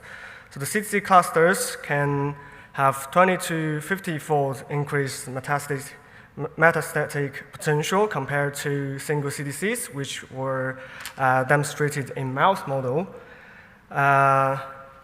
So in our lab, we use the Pasortex system, a size and deformability-based system to enrich and isolate CTCs and CTC clusters. And we perform immunofluorescence staining after the enrichment to characterize CTCs into three different subtypes, which includes the epithelial CTCs with positive cytokeratin expression and mesenchymal CTCs with positive vimentin expression, and also the EMT CTCs, which is the CTCs undergoing epithelial to mesenchymal transition with both of the cytokeratin and the vimentin expression. However, it's often the case that the downstream analysis of the immunofluorescence images of CTCs is extremely difficult, which is both labor intensive and time consuming, as we always need to find one CTC out of thousands of white blood cells, although it's enriched by various platforms. Also, the analysis is subject to individual variations due to morphological heterogeneity, and although we had some automated solutions for some of the platforms like the cell search system, such solutions are often only limited to specific platforms, and also not all labs are equipped with the same system. Therefore, we have constructed a platform called CATCH. We tried to make the name catchy, which stands for the Cell Automated Tracing, Classification, and High Throughput Analysis, which is a platform for specific for CTC identification, enumeration, and marker expression on the whole slide image in collaboration with our lovely software engineers. So this is the main interface of the platform, and we had a slide overview in the bottom left corner. And we have image control panels for adjusting the parameters, such as the gamma fraction values and the fluorescence intensity of different channels. And also it's equipped with a very strong algorithm for cell analysis with a very user-friendly interface. If you are familiar with the FlowGeo software in flow cytometry, you don't even need trainings for this software. So basically, we just need to assign different flow cores to your marker of interest, and then our built-in algorithm will capture the cells, including the white blood cells and the CTCs, on the whole slide image, and we simply use gatings to filter out the cells of the white blood cells and find different types of CTCs.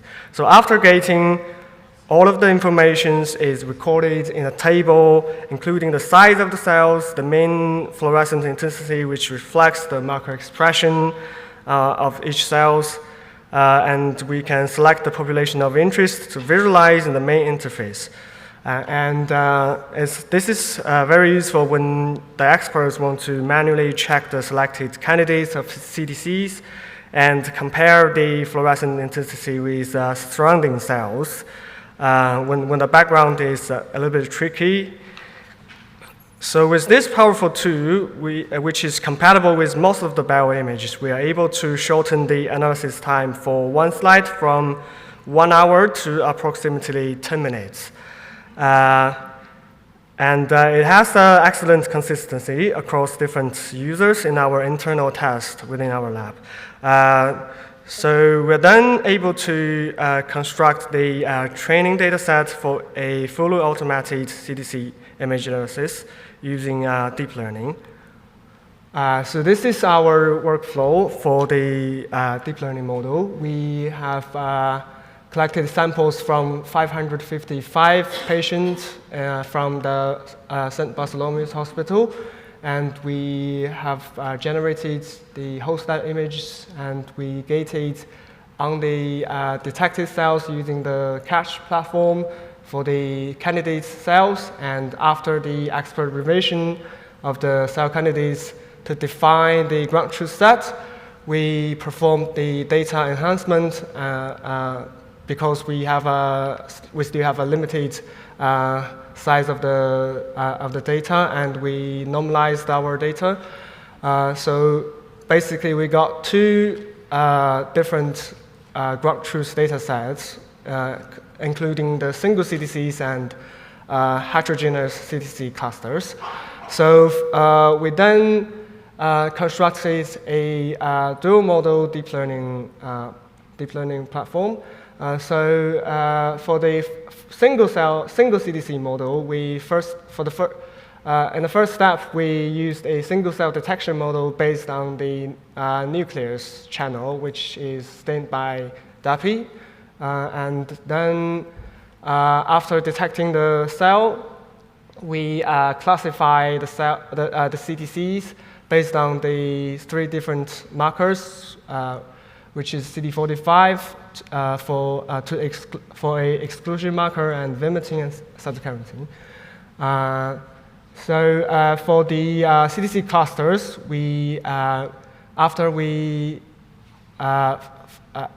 locate the clusters, we manually create the masks of the CDC cluster for segmentation, and we trained our detection and segmentation model using merged image, which is different from the single cell model. And the results were shown in the left corner. So as you can see, the CDC clusters were very heterogeneous in terms of the morphology. So just gonna quickly show the performance of the single cell detection model in the first step. So the precision is equal to true positives divided by true positives plus false positives, and recall is equal to the true positives divided by the true positives plus false negatives. So if you look at the precision and recall curve, which is similar as the ROC curve, we have a pretty good AUC of 0.993. So, and this is the demonstration of the cell detection model. And the number means the probability of the objects being a cell, which is inferred by the model. So we, and on the right side, we have the confusion matrix for the classification model. And so for the mesenchymal CDCs, we have a precision of 0.818 and a recall of 0.9. And for epithelial CDCs, we have a precision of we have a slightly lower precision of 0.728 and a recall of 0.891. And for the EMT CDCs, which is very rare, we don't have enough training data for this specific type of CDCs, so we have a lower recall and a lower precision. So the overall accuracy of the classification model is around 0.8. And this is the performance for the CDC cluster detection and segmentation model. So we segment 3 types of objects on the slide, which is the CDC clusters, white blood cell clusters, and non-cell objects, which we named as dirty. So for the CDC clusters, we have precision and recall AUC for 0.952, which is pretty good. And this is the demonstration of the output. So take-home message. The Catch platform is a platform for host-like image visualization and automatic cell detection and gating for specific for CDCs. And we have integrated our deep learning models for single CDCs and CDC clusters into the Catch platform. However, this preliminary model reached reasonably strong performance for classifying different types of single CDCs with overall accuracy of 0.8, and the segmentation for CDC clusters, which with an AUC of 0.952. But our model is significantly influenced by the number of training data and also the distinctiveness of image features. As I think as Nick mentioned yesterday, the CTC implementation into the clinic is left behind, and I think one of the key steps for the technology harmonization for the CTC is to fill this gap. To fill this gap is to have a unified, reproducible downstream analysis platform for CTC images, which can be used across different CTC imagement systems and compatible with different immunofluorescence scanners. And also, as Nuria mentioned, it would be ideal to have a foundation model for CTC image analysis, which we aim to do so.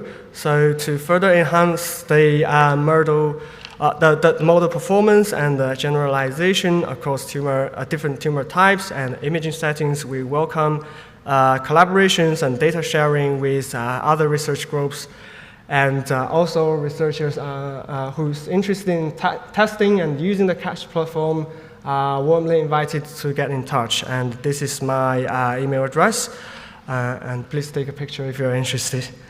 Thank you very much. So I would like to thank the funding bodies and all of my colleagues and my supervisor and all the patients participating in the study, and thank you for your attention. Thank you. I think we need to go on for the sake of time. We are running really late and people have to catch planes, so thank you very much. I think you will get a lot of collaboration requests, I'm sure about that. So the next two talks will be on EVs from the Ghent University in Belgium. The first one by Nikki Guibert on mapping bacterial EVs research and their potential as liquid biopsy markers. And please, I would all like the two speakers also to stay in time. That would be great. No problem. Okay, so thank you for the introduction, and I'm very happy to share our research today. So first of all, it is well established that extracellular vesicles are released by both eukaryotic and prokaryotic cells. While research on the eukaryotic EV has advanced rapidly over the past decade, the prokaryotic, and more specifically the bacterial EV, have received less attention. And a simple PubMed search clearly illustrates this difference, where the bacterial EV-related publications are clearly underrepresented compared to those on eukaryotic EV. But when we focus specifically on the bacterial EV-related publications, we can also observe an exponential increase in the more recent years. And this highlights their key role in inter-kingdom communication between the host and the microbiota, thereby influencing both physiology, but also disease development and disease treatment. But on the other side, the BEV represents a highly diverse group, and this is because their characteristics depend on both the bacterial species and the preparation methods that were used.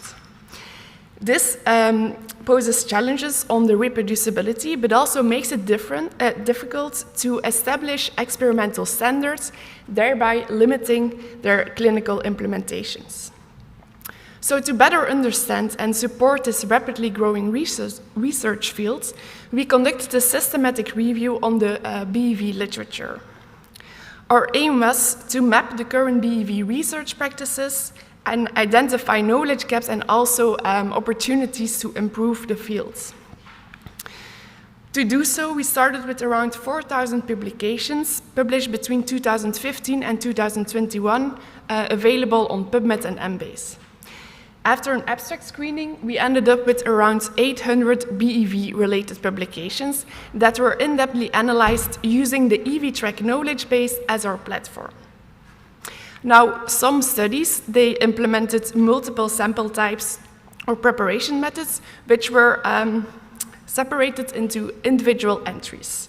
In total, we ended up with over 3,000 experiments, and each experiment was evaluated by over 200 parameters related to nomenclature, source, preparation methods, characterization methods. So we identified some critical knowledge gaps in the field, and we also provided some recommendations to help advance the fields. First of all, when we looked at the nomenclature, we identified that due to a lack in knowledge in the BEV biogenesis, there is an inconsistent use of the nomenclature, and therefore we recommend to use the general term BEV, which covers all the bacterial extracellular vesicles. But when we take a look at the source, we identified that more than 90% of all the bacterial EV-related experiments study BEV coming from bacteria grown under laboratory conditions, mostly using model organisms such as E. coli, for example. And on the other hand, the other sources were only studied in a small fragment. So, for example, BEV coming from human biofluids are only a small amount of the BEV research. And this represents a major gap in the field because, for example, the human body contains a large diversity of bacterial species, but only a small fraction of all those bacterial species can actually be cultured in the lab. And this mismatch is called the great plate count anomaly. So for this, it's important to expand our research beyond the laboratory conditions and to explore the BEV in their natural habitats, such as, for example, the human body. Next, for the preparation methods, we could observe that more than 800 different protocols were being used. So for this, it's important to report every experimental step during the complete protocol. For characterization, we could observe that the extracellular vesicle characterization techniques are only specific mostly for eukaryotic EV research, and this results often in no characterization at all for the bacterial EV. So it's important to characterize the BEV with multiple complementary methods using both biophysical and biochemical characteristics. And then lastly, because the guidelines available in the field are not covering the BEV-specific topics, we observed that there is a very inconsistent reporting, and we recommend to upload your data, for example, on the EV-Track platform. If you would like to have more information, this work was published recently in Nature Communications, so please read it. Now, at the Laboratory of Experimental Cancer Research in Ghent, we have also established standardized protocols for the preparation of BEV from human biofluids, for example, stool on the left or blood plasma on the right. These methods use orthogonal biophysical methods implementing both size and density to separate the bacterial EV from other contaminating particles present in those biofluids. Also, these protocols were published in the Nature Protocols, and it serves as a first step towards improved standardization and reporting to advance this field. So next to the systemic review we performed and the standardized protocols we have established, I would also like to point out the importance of this work by highlighting the clinical relevance of the bacterial EV in human biofluids. For this, we studied blood plasma-derived bacterial extracellular vesicles from 49 individuals with or without intestinal barrier dysfunction. The control group included HIV-negative patients, healthy donors, and cancer patients without any gastrointestinal side effects, while the other group included untreated HIV patients, inflammatory bowel disease patients, and also cancer patients with therapy-induced mucositis. The plasma-derived BEV were then prepared using the protocol that I just mentioned. Our results revealed that there were elevated LPS-positive BEV levels in the patient group with intestinal barrier dysfunction compared to the control group, And also we could observe a correlation with the BEV-associated LPS levels with the zonulin levels, which links the circulating BEV with the barrier integrity.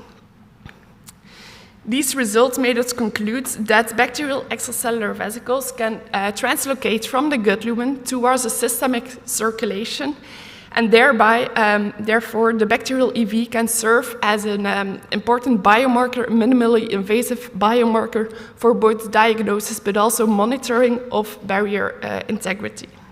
Also, this work was published in the Journal of Gut, so please read it. So in conclusion, first of all, we identified that the BV research remains fragmented and is dominated by the model organisms. Second, we showed that the adoption of standardized protocols for the BEV preparations from complex biological biofluids is critical to ensure reproducibility. And lastly, our clinical findings highlight their promise as minimally invasive liquid biopsy markers. And altogether, our research shows that the bacterial extracellular vesicles our research can help translate the BEV into both diagnostic and therapeutic clinical applications. And with that, I would like to end and thank you for your attention.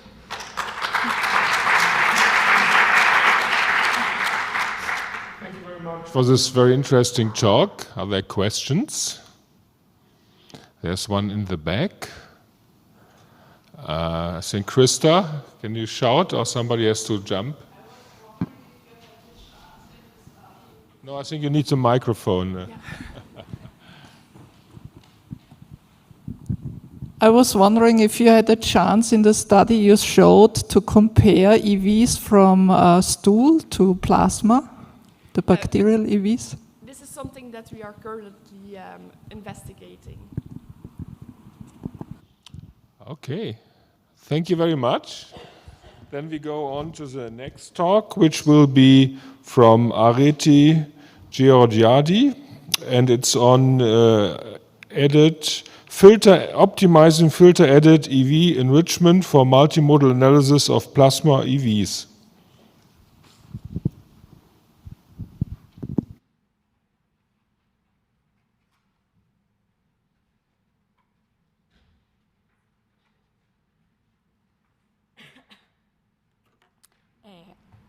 Can everybody hear me?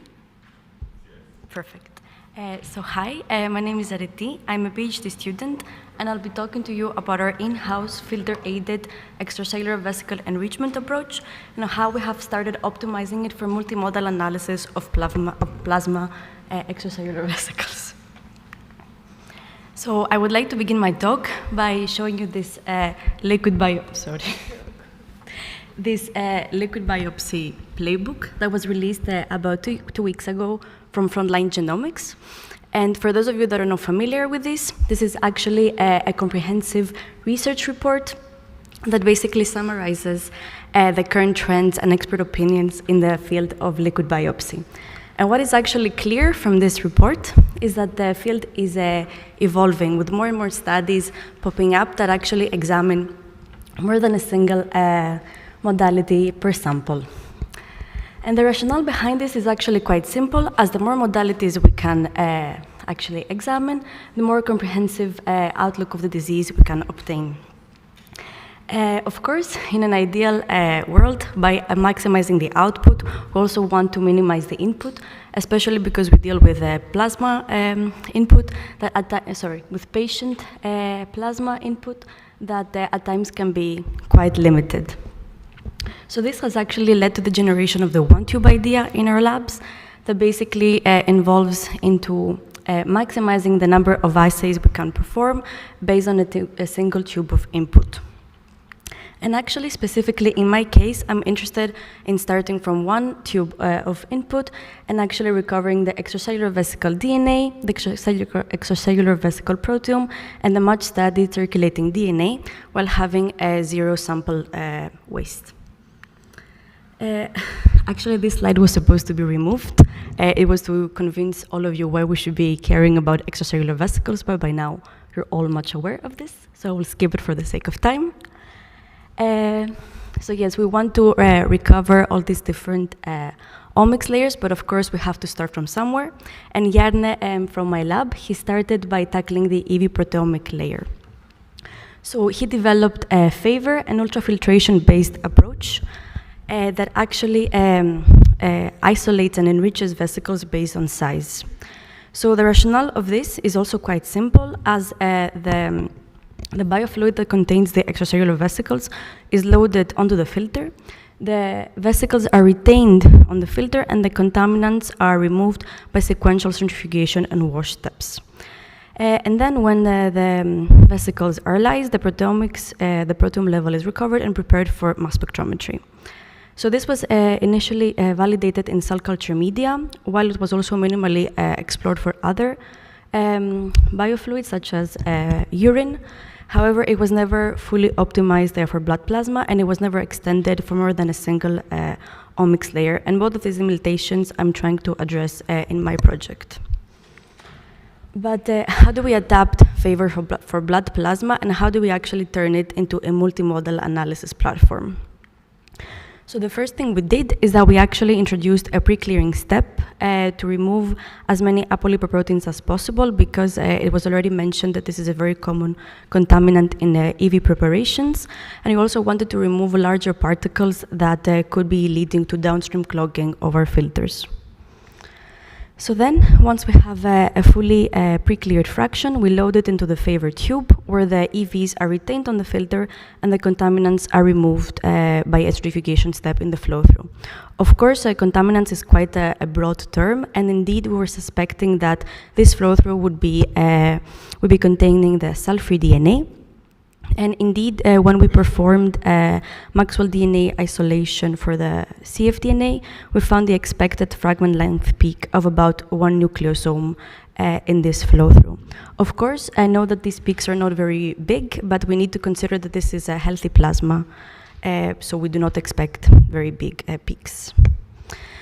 And then, for the vesicles that we have retained on the filter, we wash these thoroughly with 5% twin 20 washes, because Jarne has previously shown that these washes increase purity compared to other commonly used methods, such as ultracentrifugation, while also not lysing the vesicles. And this we can actually see also in this blot, where vesicles that contain GFP were washed with 5% twin 20, and in the flow-through of the washes, we see no GFP release, whereas we do see it in the lysate. So we were convinced that these 5% twin 20 washes do not compromise the integrity of the vesicles. So then, after the vesicles are washed, we perform on-filter lysis, where with a Maxwell buffer that is also used in the kit that I previously showed you for cfDNA isolation. The choice of the buffer was because it is compatible with downstream isolation of evDNA, while we also saw that it efficiently lyses the vesicles, as we can see in that plot. So basically here again, vesicles that contain GFP were incubated with a Maxwell buffer, and the flow-through of the lysate showed that we can detect indeed the GFP. And then a second additional lysis step that was used to ensure that all the material has been lysed was performed. We did not see any residual GFP detection in the flow-through, so we were convinced that the Maxwell buffer lysed efficiently our vesicles. So once we are able to collect the lysate in the flow-through, the first thing to do is evDNA isolation with the Maxwell kit. And when we did this, we saw a peak at the higher molecular weight DNA, a small peak, as you can see. And I'm just also including the cell-free DNA peak that I showed you previously, just to clearly illustrate the comparison between the two. So initially, this was endearing results for us, because indeed, literature describes that the evDNA is of higher molecular weight. However, I have to admit that this is a very small peak that was generated from pooled data. So currently we're unsure if we have a very low yield because the Maxwell kit is not designed to capture such large fragments, or because the fragments are retained on the filter, or just because we're using healthy material for optimization, and this is not potentially as enriched in evDNA as, for instance, a cancer plasma sample would be. And the last thing that we are doing is still not fully optimized, but the EV proteomic acquisition. So preliminary data from on-filter lysis have actually shown that we can detect 5 common EV markers, such as the cetrospanin, CD81, and CD9 in all of our samples. So we are quite hopeful for the future. And you can see that we have made some progress, but indeed we still have a lot of work to optimize the evDNA isolation from the filter, as well as maximizing the yield and reproducibility. And then once we have a fully working workflow, we want to test it on patient plasma. And of course, because we're talking about a multi-omic study, we want to establish a robust data analysis approach that accounts for the integration of the different omics layers. So yeah, that's all I had to show you today. Thank you for your attention, and yeah, happy to take any questions. Excellent, thank you very much. Are there any questions? Yes?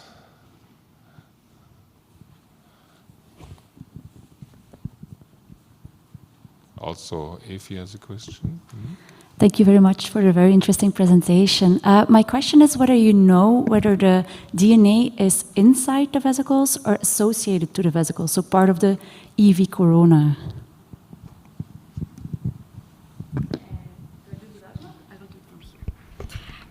So basically, I think it's both. Literature describes that DNA can be isolated in higher amounts from the vesicles before a DNase treatment, and then in lesser amounts if a DNase treatment is added, and that DNase basically digests the DNA that is found on the outside of the vesicles, but protects the DNA that is found within the vesicles. So we think that actually it's both, but right now we are having issues acquiring DNA even without the DNase treatment. So we want to actually tackle both, but we're still not there yet. Thank you. A quick question from Efi. Yes, thank you for the nice presentation, very interesting work. My question has to do, since you are doing multimodal and you want to do many analytes, why you ignore RNA in EVs?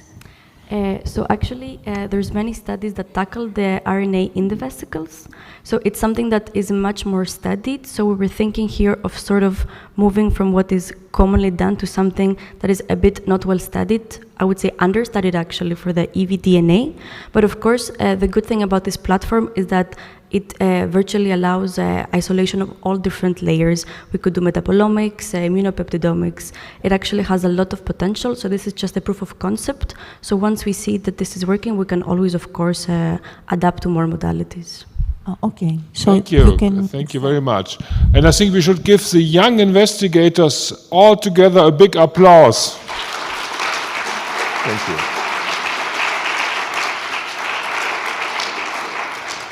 The final presentation before the coffee break is from Björn Novak. Björn is also always young, of course, you know, but this is an industry presentation, and he talked on the advancing liquid biopsy standards with patient-like ctDNA standards. Thank you, Klaus. All right, so I'm not a young investigator anymore. What you hear from me today is how we manufacture our materials. What are the performance criteria of our materials, and how others have used our materials. So this, okay. So basically we have two raw materials. One of the material is donor plasma, which is coming from blood banks. It's either ISO 13485 certified blood banks or FDA approved blood banks. We deplete the DNA RNA from that plasma. We test it if it's really depleted. And then we combine it with DNA from cell culture. The other way. So by combining the extracted DNA or possibly also RNA extracellular vesicles with the certified DNA-free plasma, you can virtually think about manufacturing any kind of material that is necessary for liquid biopsy when it comes to questions from the plasma point of view.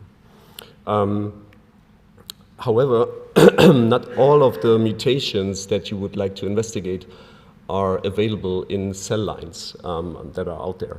So we can also combine the cell line DNA with human-like constructs that are nearly indistinguishable from the biological counterpart. I want to point out that we don't use plasmids, for example. We don't do that for security reasons and risk reasons in laboratories. And we can add modifications to the human-like constructs like methylation for specific use cases. So by combination of the DNA, the artificial DNA combined with DNA from biological source, you can virtually manufacture any kind of quality control or reference material for any possible need. So within the GenomeMed project, our materials have been tested and successfully been tested. And what you can see here is several different products, which are, in the first case, a blend. Can I show? How does it show? Oh, okay. The first case is a blend of wild-type DNA and mutated DNA. And as you can see, very important, the fragmentation profile, within the fragmentation profile, which is very similar to patient-like fragmentation profiles, 85% of the profile is mononucleosome and denucleosomal peaks. And that is consistent throughout the different products that we have manufactured. And as you can see, we are able to not only provide, manufacture the materials from one cell line, but also any different, any cell line. And what you can see here is this is 100% tumor material, fractionated to 140 base pairs, and the last product is 100% pure wild-type product, which is slightly bigger than the mutated fragments. All right. So, why is that important? Why is fragmentation important? Well, fragmentation is one of the features of ctDNA, right, and cfDNA. So the way it behaves in patient sample needs to be close to how it behaves in reference materials. Otherwise, you can't really use them for any purpose. So our patient-like material, they behave in PCR and NGS workflows in terms of the library conversion rate, global methylation rate, and other features. They behave like patient samples. Also, the size distribution is most similar to human samples, also compared to other vendors. And this data was already shown, as you can see here, in at the ISMRC 2023 conference. So we are manufacturing this kind of material since more than 2 years now already. Oh, by the way, this is not data that is coming from us. It's data that is performance data from Haystack Oncology, but this has been done not only by Haystack Oncology, but also other diagnostic companies. But for sake of time, I can't show all of them here. So what is also important is when you look at molecular residual disease testing methods, that the material is very clean, meaning there should not be background mutations that should not be there, right? So why is that important? The noise signal has an influence on the limit of blank, limit of detection, and limit of quantification of any given assay.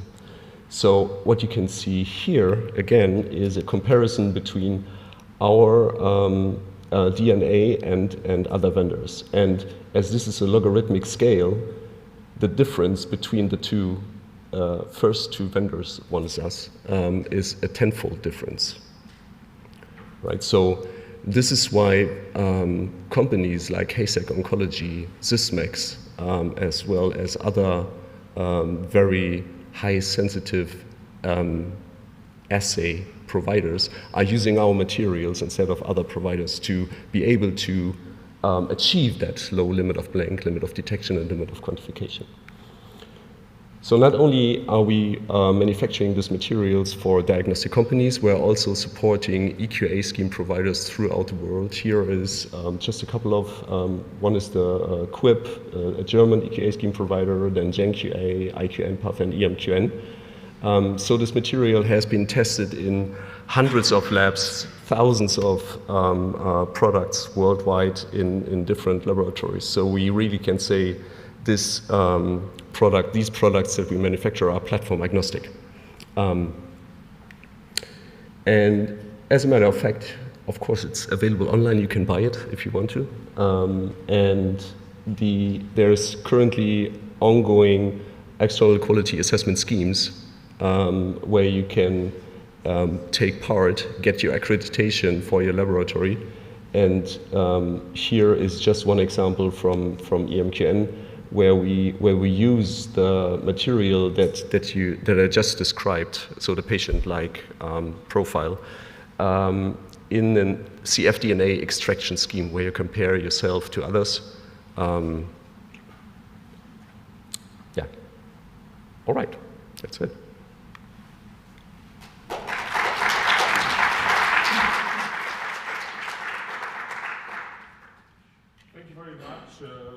For this interesting presentation. Rodrigo has a question. And after Rodrigo, we have a short coffee break. Thank you very much. Very interesting. My question would be about the cell lines that you used. You presented data of 2. My question is like, is it matter if I'm like working with colorectal cancer that my reference material comes from colorectal cancer cells, or is it not important? No, for us, it's really not important. We can use any cell line that is available. If we can also do a material transfer agreement, you can send us your cell line if you have a specific one that is not officially available somewhere, or you have a tumor normal matched cell line, for example. Okay. We can use. It doesn't really matter. It can be adherent cell lines or non-adherent cell lines, primary cell lines. It doesn't really matter. So we can send cells for you that we are interested for you to generate Absolutely. material. Okay, Yes. nice, very interesting. Yep. Okay, thank you. Great, excellent. So we have a quick, maybe we can reduce the coffee break to, let's say, come back in about 15 minutes, around 11:20, 11:25. That would be really great because people have to catch planes. And after the break, we have the most important working group presentation, which is on dissemination and education. So don't miss that.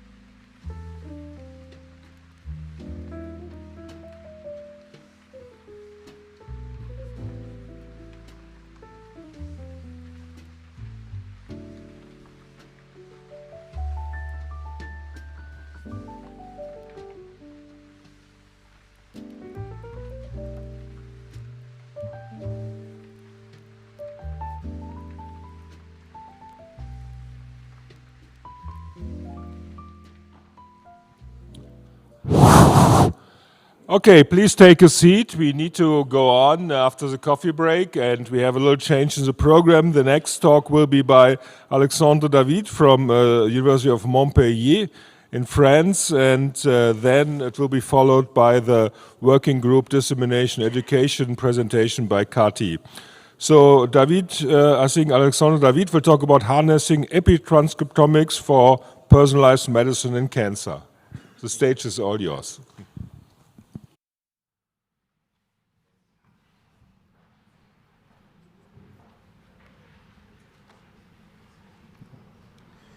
This is the one.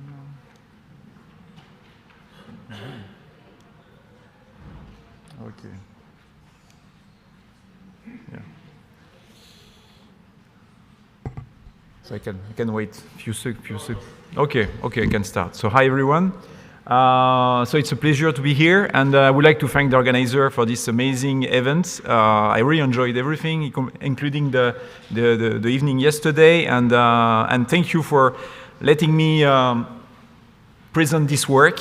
I'm a kind of a newcomer in the liquid biopsy field, and today I'm going to try to convince you that analyzing RNA chemistry, which is also called epitranscriptomic, could be an interesting layer, another layer of liquid biopsy, another layer to explore, to detect cancer and to stratify patients. So I'm going to start by setting up the stage with like the basics. So you all know about DNA, of course, including circulating DNA, but this DNA doesn't mean anything if the information in the DNA is not transferred into RNA. So it's the transcription process. And this RNA then will give the information to ribosome. And the ribosome, they will translate the information into protein, and that will give basically the phenotype of the cell. So these two steps, transcription and translation, are really important. What most people don't know is that translation actually represents almost 50% of gene expression regulation. So this is really important. But the purpose is different. Transcription gives a program, so it will give the fate of the cell, I would say. Concerning translation, translation gives plasticity. It allows adaptation of the cell, because you don't have time to reprogram the cell when you're facing a stress. So translation is really important for that. But it's even more complicated now, because we all thought for quite a while that translation was just limited to protein synthesis, but you have several layers actually from RNA synthesis to protein.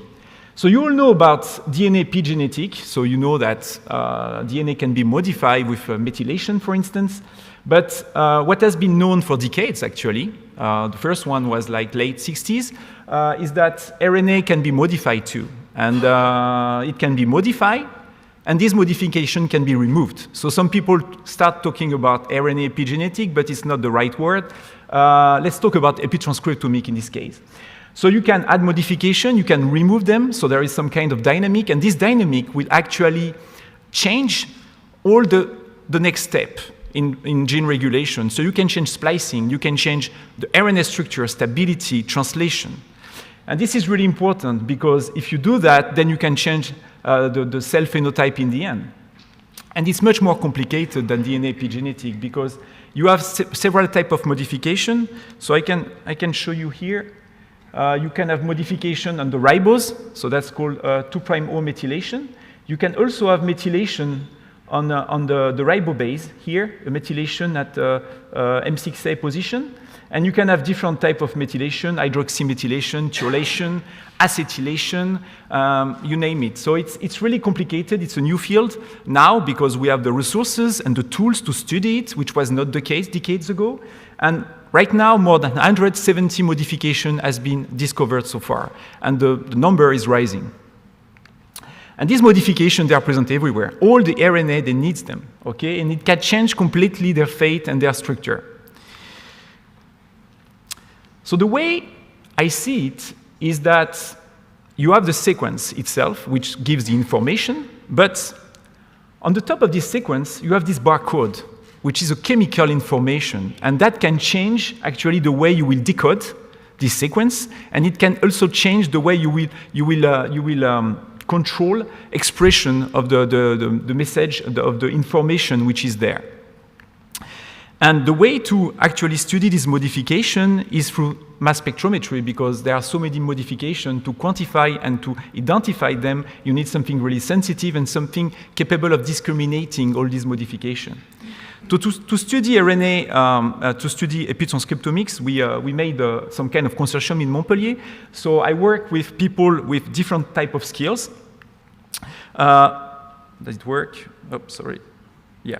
So I work with a bioinformatician to have like the skills to analyze the data we got by mass spectrometry and to use machine learning, and we'll talk a little bit about it.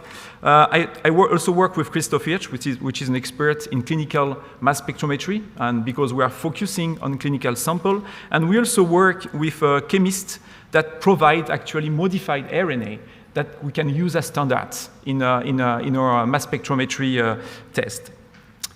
So we work also with different groups, with industrial, because it's something completely new, so some people start getting interested in that.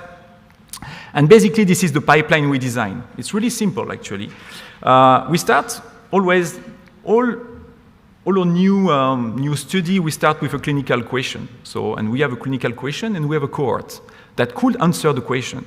And then we have sample, and we need a very, very tiny amount of sample. Like if I talk about tissue, in the end, you can work with like a few dozen of nanograms of RNA. So it's nothing. And in terms of blood sample, I'll talk a little bit. We reach the blood. We reach the drop of blood, basically. So 5 microliter of plasma is enough. So we start with the cohorts. We have the sample. This sample, we take the RNA, and we get rid of all the genetic information. We completely degrade the RNA, and we only focus on nucleoside and modify nucleoside.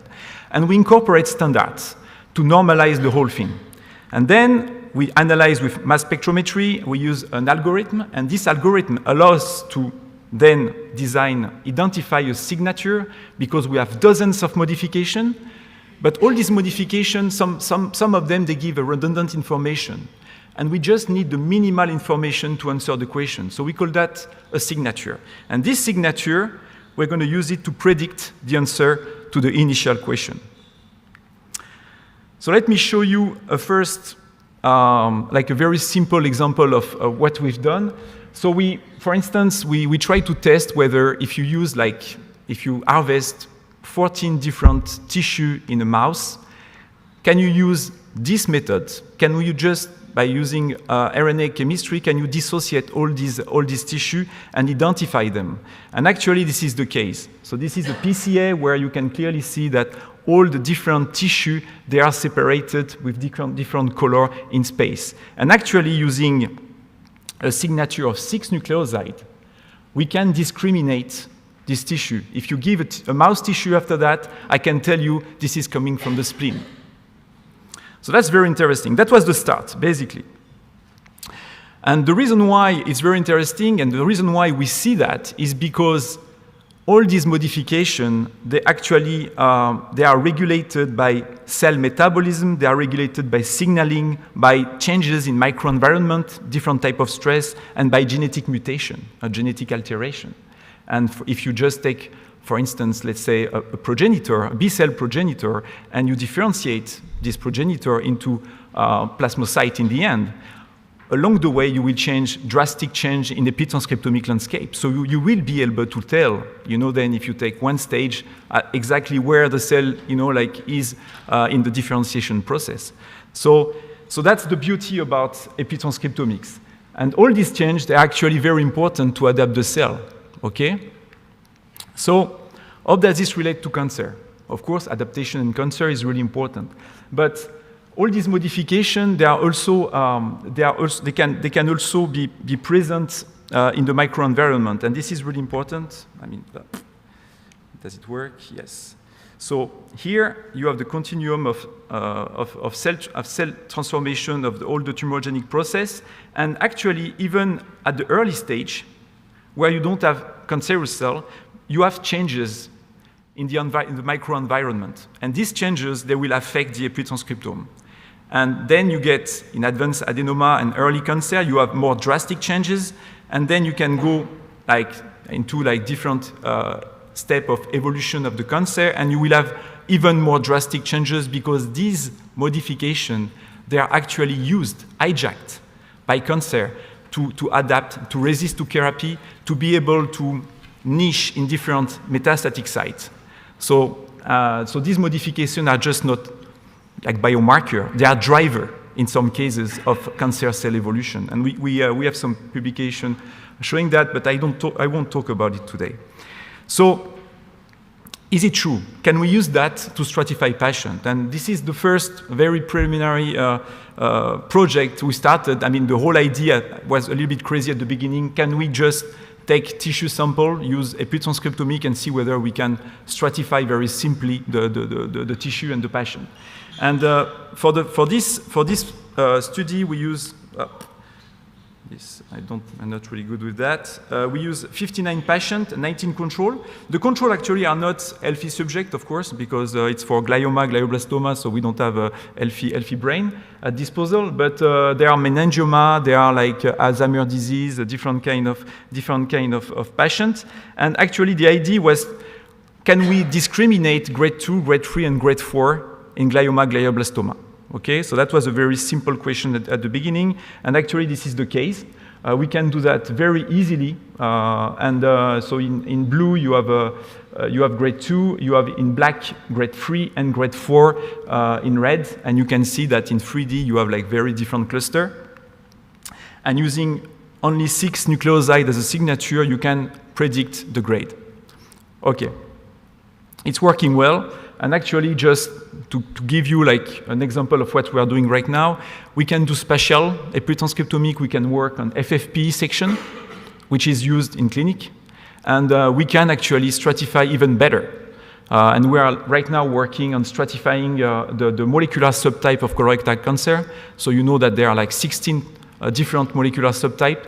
And actually, we are analyzing a cohort, and we are getting close to identification of 12 subtypes right now. But with the 300 new patients, we're gonna analyze. I think we'll get better. So that's in process right now. But we are in liquid biopsy meeting. So okay, what about liquid biopsy? So you need to know that all these modifications, the cells doesn't have what it takes to recycle them. You can recycle AUCG, that's no problem. You can recycle this nucleobase, but all the other nucleobides and nucleosides, once they are modified, the cell has to reject them. which is great because if there are changes, you will see them in the blood. And this is exactly what we tried actually with colorectal cancer because we had that at our disposal. So we have a cohort. That was the first study, a cohort of 47 patients, 20 healthy donors, and the idea was just to be able to discriminate healthy and cancer patients, nothing else.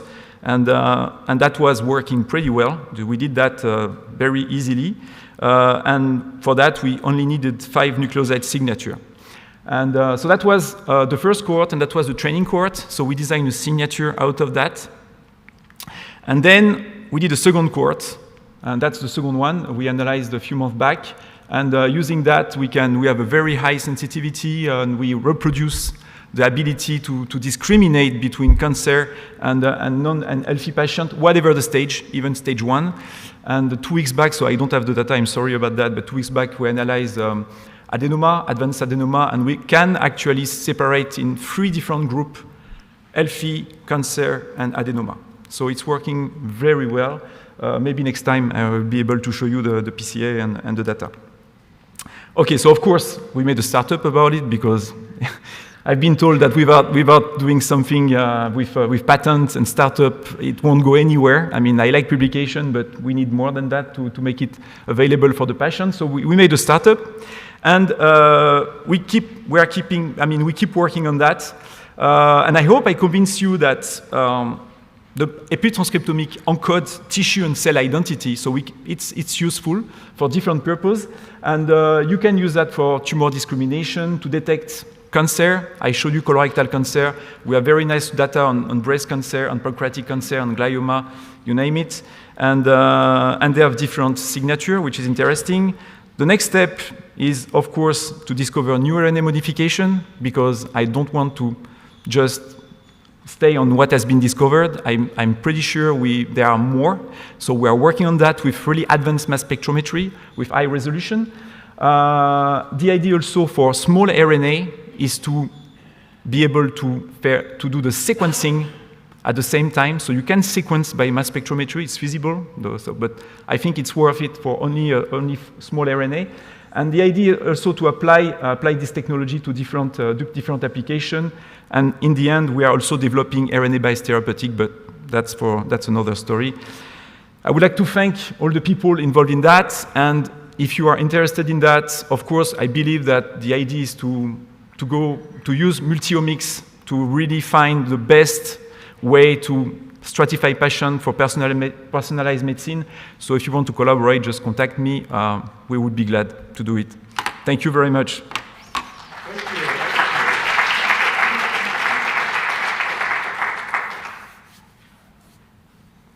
I think we still have time for a question. I think it was very convincing to me, Alexandre. Patrizio.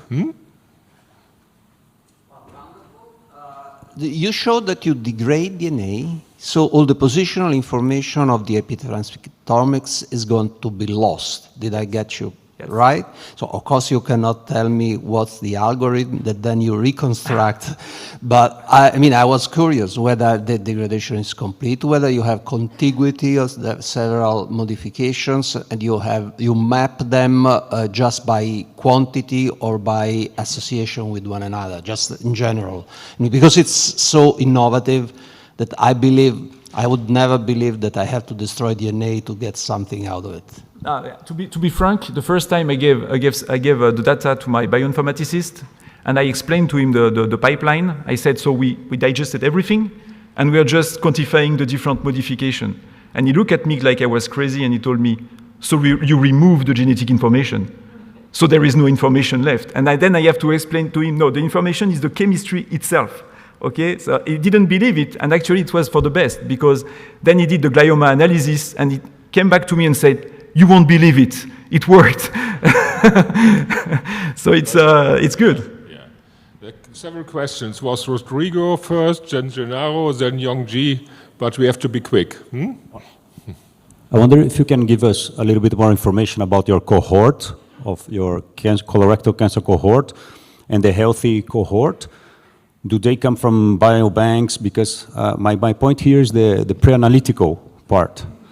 Because we know that if we collect samples from, for example, fragmentomics, from different labs, pan-cancer, yeah. and then we see clustering this, and then we cluster by laboratories. This is one lab in UK, this is in Spain, this is in Portugal. So my question here, in all this data of healthy against cancer, if healthy was collected in biobank was completely different pre-analytical, how do you quit the noise of the pre-analytical here, differentiating the health and the cancer? How do you do this? So you need to understand what we are looking for in the blood is a degradation product. So it's much more stable than RNA or DNA. So that's one thing. The second thing is we did a lot of stability experiments, and we're focusing for the signature only on the nucleosides that are stable at very different temperature and different time of conservation, in like at room temperature, for instance. Like because in some clinics the blood will stay for a while on the bench, and so we try to take that into account. Okay. And all the healthy subjects we collected from different sources also. So it's not only from one source. Okay. And and some of them was already frozen, or yeah. Okay. So we try to make it diverse. So if I understood correctly, you do this analysis on bulk RNA. Have you tried to see whether you sort of purify microRNAs and you have a different signature with respect to the total RNA? You're talking about the blood or the tissue? Blood or tissue is whatever it is. So the blood, I don't do that on RNA. I do that on the final product, on nucleoside themselves. So I don't know where they're coming from. You trim the RNA into single nucleotides. They are already a single nucleoside. Already, yeah. It's the final product. That's the reason why the diffusion is passive into the blood. Okay, last quick question, Yongji. Yeah, just quickly, and with, as you mentioned, you remove the genetic information, the sequencing data, just in the molecule. And so from the cancer diagnosis, it looks good. But is that capture, you show that the modification during cancer and evolution is in cancer cell, or maybe the whole body system, there's some change. What did you capture? So we capture the whole body. So I think that's the reason why we can detect something even at an early stage where, other method could not detect anything, because it's coming probably from the microenvironment itself, alteration of the microenvironment due to the cancer process. So it's coming from the whole body, yeah. And it's going to be hard, actually, to discriminate with nucleoside. Thank you very much, Alexandre. So you raised a lot of interest, as you could see. Excellent. So the next presentation will be by Kati Alix-Panabier. She is leading the Dissemination Education Working Group together with Paul Hoffman. And the floor is yours, Kati. Thank you very much. I know that Paul is with us. I don't know whether we can see him, but at least he's connected, as I know. I don't know whether the IT can put him also next to us, but at least he will be with us for the questions. So, yes, I wanted to highlight, it has been, of course, prepared by Svenja and Joseph, because they know exactly who are the new members and so on. And I would like to show you, of course, we heard already about the new members yesterday, and it's really nice to welcome them. But just to say that we had also 30 proposals to join us as ELBS. And of course, you know how much the paperwork is complicated. So we have really 9 new members here, you see, and 4 university, 5 industry, and more are, of course, in the process of being an ELBS member. But you see, it's still going on for the 30, so we have more, and every month we have new requests. So it's really nice to have more and more persons with different expertise in our community. So in total, what has been said already yesterday, 101, which is really amazing to have so many institutions from different areas, because if you see, you have, of course, you see the most, it's the academic university, which is really nice in purple. You have also very important companies, because we need expertise and already establish, I would say, procedures, kits, and so on, which is very nice as well. And we have 1% association and government agency. So you see, it's a nice proportion of our ELBS members, I would say. We talked about the website already. You see that we have this website where we put a lot of information. What was interesting is to see also the visit of the website, and you see on the right side the visitors, how long they are staying on the website, and also interactions per visit. So quite interesting, but we can do better in the future.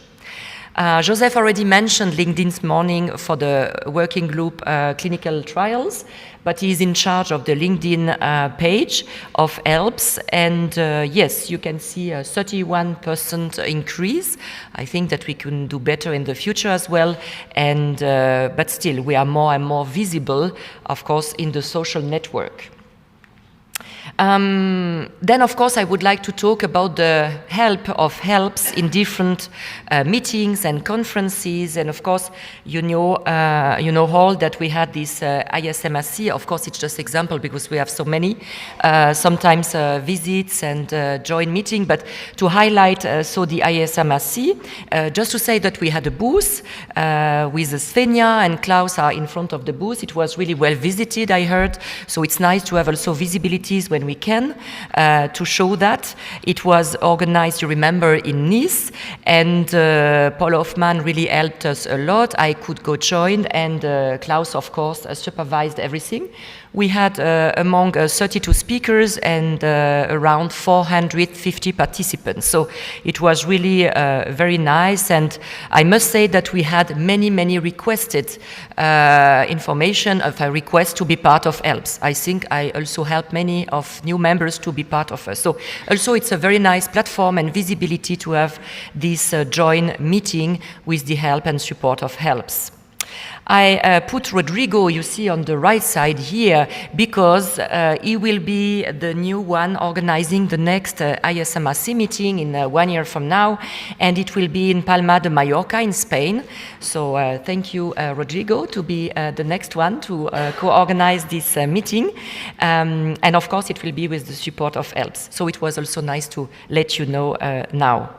I would like to highlight also not only the joint effort to support meetings and conferences, but also the presence of many of us. And of course, I didn't get all your information, so I will just show what we can do as our own level. But of course, maybe one day I would like to have also all the participants of this meeting and ELBS member involvement in other meetings, because it could be nice to see this spread around the world. So of course, very important, recently, just a few days from now, you see the little cluster. So it's also a cluster, not of CTCs, but ELBS members at the ESMO, which was important as well to represent ELBS at this moment. You see the first regional congress of Serbian, Croatian, and Turkish Association for Cancer Research in Belgrade, which was really nice. I know that we had to support that as well. Of course, the first international symposium on ctDNA resist in Aarhus, Denmark. It was also important to give some financial support and to give prizes when we can. So it's important to be involved, and we have to see how to be again more involved in a soon future. So it was really nice, and we have heard very nicely about Karen Lees recently. She just left, she told me, but she was really organizing that, and with the help of course, ELBS, which is very important. Paul is online, but he organized a very nice European master in molecular pathology, and we had a module on liquid biopsies. It was recently just before the summertime, and it was really well attended. It was mostly to pathologists, so it was really great to have the pathologist involved in this module, because, you know, at the beginning when liquid biopsy emerged, it was a bit like, okay, the pathologists saw us as negative way, but now we can see that it's complementary and that we can work together and to add information from tissue and liquid biopsies, and there are of course limitation and pro for both, and it's really nice to work together. So it's very important to have this really education. So we were around 30 participants, and it was organized in Nice, and you see that again many members of ELBS were present to teach. So you see Ellen, Klaus, me, and Klaus Andersen also. The two Klaus and Paul, of course. So it was really a success because it was educational teaching lesson like we did, but also Paul had also technical approaches in labs, and it was really very nice. And the pathologists liked it a lot. They were from everywhere in the world, from America, South America, Asia, and Europe, of course, and it was really very well welcome. What we have done after this teaching, it was really nice to also publish what are the perspectives in educating molecular pathologists on liquid biopsy. So it's just accepted and in press for publication. So it was really nice to merge also our point of view and to show how much we can teach and educate, of course, pathologists in liquid biopsy, but also others for sure. And it was nice. We discussed also how to interact with other society, and you see that it was a nice merge with also the ISLB here, because many members were from this other society. What we have done in France, we were talking about France a few days ago, and we have also a university diploma on liquid biopsy, and I'm responsible of the CTC module. And again, many members that you know on the right side are part of the teaching lesson, and it's on a few days, on 6 months, every 2 days per liquid biopsy biomarkers from the beginning of the year until May, and it was really nice again to see many attendees. Of course, it's more limited to France here, but it was really well attended, and many new, I would say, students, clinicians, also companies were there to really see what is the update of liquid biopsy in 2025. So education is really a key for the future to make people understand how it's important to go forwards and to help to go in the clinical practice. I would like to say that we have done also in French a little review on that, which means that liquid biopsy training today for the medicine of tomorrow. So it was nice also to make a summary of what we believe is important for the next steps and education for liquid biopsy to clinicians, scientists, and so on. So very important again. So these were just done at the end of this year, so a few weeks ago. We really worked on that to also highlight this education using liquid biopsy. Then we had also a very nice joint meeting with ELBS and Respirera. Paul Hoffman is the director of Respirera, IHU, financed by the state, and it's really a huge new institution working on lung cancer mostly, and of course liquid biopsy has a huge place in it, which is really nice. And he organized, like he's doing now for a few years, because it's the 5th joint meeting on lung cancer. It's between France and MD Anderson Cancer Center. And you see that we had really many talks on liquid biopsy and also panel discussion, and of course ELBS was really highlighted at this moment. Yes, the key players from the MD Anderson, which was really amazing to meet them, for me at least for the first time. So it was really nice from Paul to organize such meetings to really highlight liquid biopsy and ELBS. Then, of course, he could participate to different ones. I would say this one I want to highlight. He gave me the information, but also for the liquid biopsy for Precision Oncology Summit, it was, I put the flags because you see where it was organized, so in US, in San Diego, and also here in Germany more recently. So, not more recently, at the beginning of the year. So each time we try to highlight the best as the, I would say, responsible of the working group on dissemination to highlight helps, and I will show you what we usually show in our talks.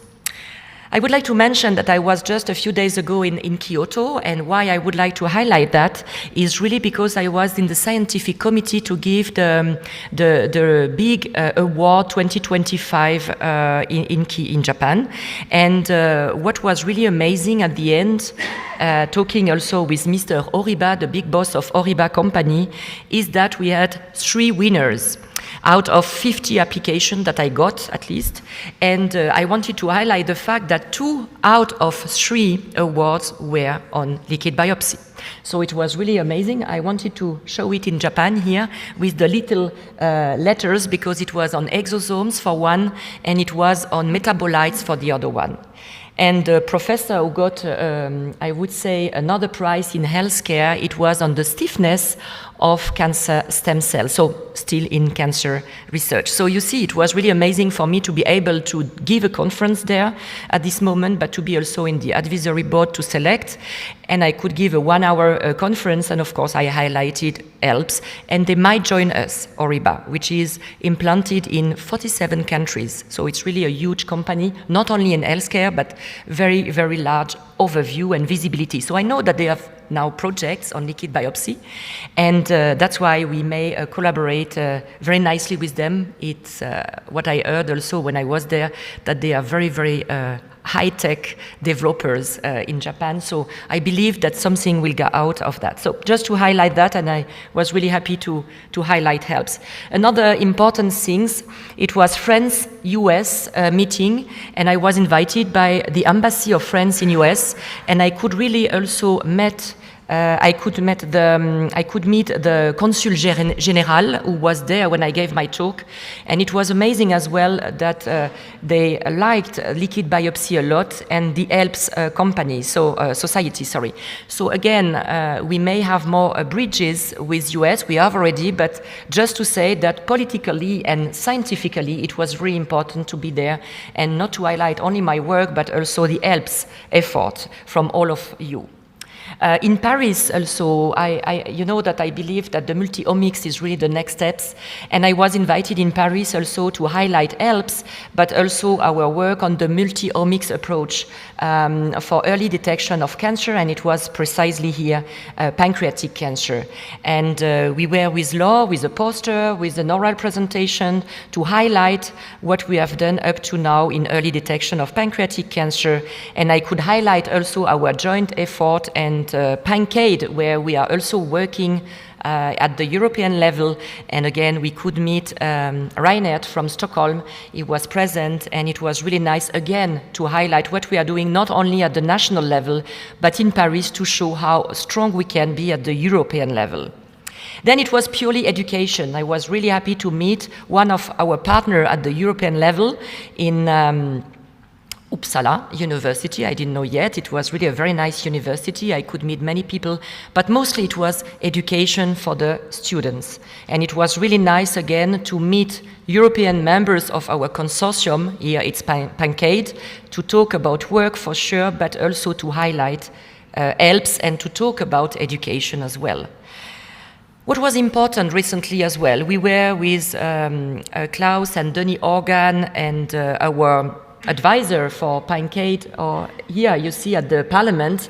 We were there to talk about the vision of the future of cancer at the European level for 2030, I think, if I remember well. So during the 5 next year, what would be the solutions, how we can make effort to work better at the European level, and to help also different countries where it's not easy to work today on liquid biopsy and cancer healthcare. And it was really well received, because now we have also papers in preparation, and we were really at the Parliament again, not via a consortium, but just via ELBS as well. So it was really important to highlight that also. We were with Klaus Andersen also highlighting ELBS when we were in Malmö. It was also a slot, 1 session on liquid biopsy, but now it's almost that in every conferences you have session on liquid biopsy. So again, it was nice to highlight different, I would say, aspect of ELBS and work that we are doing here with Klaus Andersen. Also, I don't want to talk more, but it's Vienna, so it was in Austria recently, and I must say in the ESMO ELCC biopsy, very important for the lung cancer development in liquid biopsy. It was important I could co-coordinate a session and also to highlight ELBS at this moment. Very important.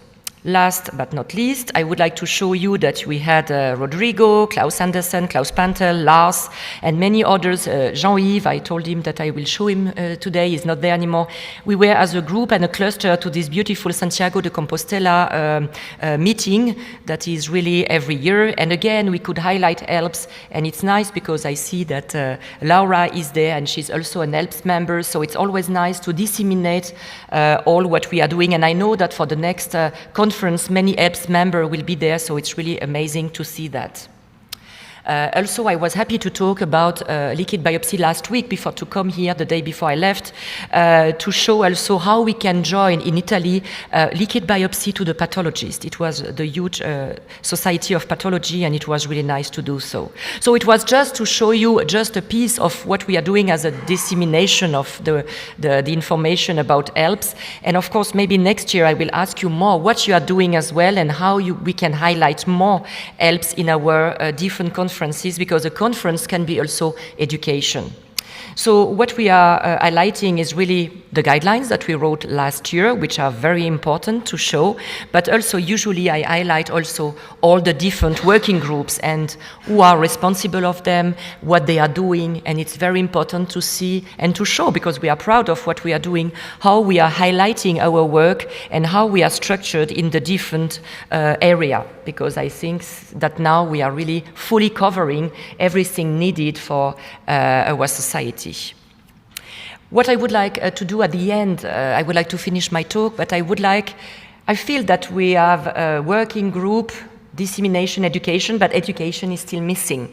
So my wish would be on the side of what Nick presented already for the cost and others, because I know that many cost programs are on the way, involving many people from ELBS, but it could be important, and I think that it's really crucial that we have now also our own workshop or masterclass, or we can call it how we want, but the idea is really to have to block every day, a few days, not too much, workshop to maybe teach even more. We are doing that internationally, locally, as we heard already, but on liquid biopsy technologies, fundamental biology mechanisms, to their integration and clinical practice, bioinformatics, very important, and AI, regulatory questions. And of course, all of you would be involved to really prepare something quite interesting for some people everywhere in the world, clinicians, scientists, students, already well-established pathologists, whoever would like to be with us,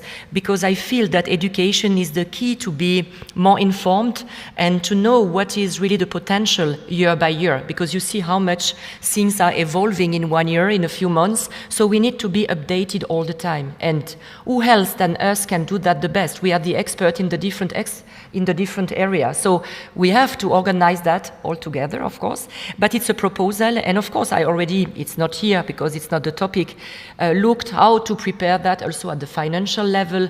We can disseminate like our ELBS meeting in different countries, so it's attractive as well for everybody, and I feel that, yeah, it will be welcome, because the last time, if Nick remember, we had thousands or hundreds of applications to participate to a cost event, and we had to kill so many wish to come to this education. So here we can propose, not for all, but at least to try to help to educate more, and it will be very nice. So the workshop would be like around 25 participants, you see, with different area. The objectives are there, you see, to have, of course, I believe that the biology is always important, as I said, to have a look on the multi-omics aspects, because we can be interested by the mechanisms of metastatic cascade, but also as a biomarker. Everything is linked. We cannot dissociate that. Of course, the technology should be analyzed, standardization of the protocols linked to the technology, and the biobanking, I forgot, but it's very important. We just mentioned that before. Clinical applications, what is really today done. And of course, artificial intelligence, bioinformatics, and NOIA is really there to help us. Regulatory questions, and it's nice because it will be international, so we can have some aspects on that, and interaction and collaboration will be done for sure. People will meet us, and we can encourage to go in the right direction. At the end, it can be also very nice social network. We can meet on the side. It will be not digital, it should be in person, and I believe that it's something that we should think of for the next time. And I'm sure that we can cover that at the financial level with registration and ELBS support. This is the impact of such a workshop to really have to strengthen the knowledge in the field of liquid biopsy. Is really a must, because some people hear about that, but they don't know exactly what it is. And at the end, I would like to say that we have also you are really welcome also to contact Svenja and Joseph to really give any news you have in your place, you know, to highlight it for, of course, our community, but if it's not, I would say, confidential, we can also spread through the LinkedIn or the website. Of course, publication, open positions, we are doing that already. And do not forget to highlight ELBS. We have to be proud to be of this society, and to put a little logo when you talk about something that is linked to ELBS. And if you can, I do that now, to make the affiliation in your papers with ELBS. Thank you very much for your attention.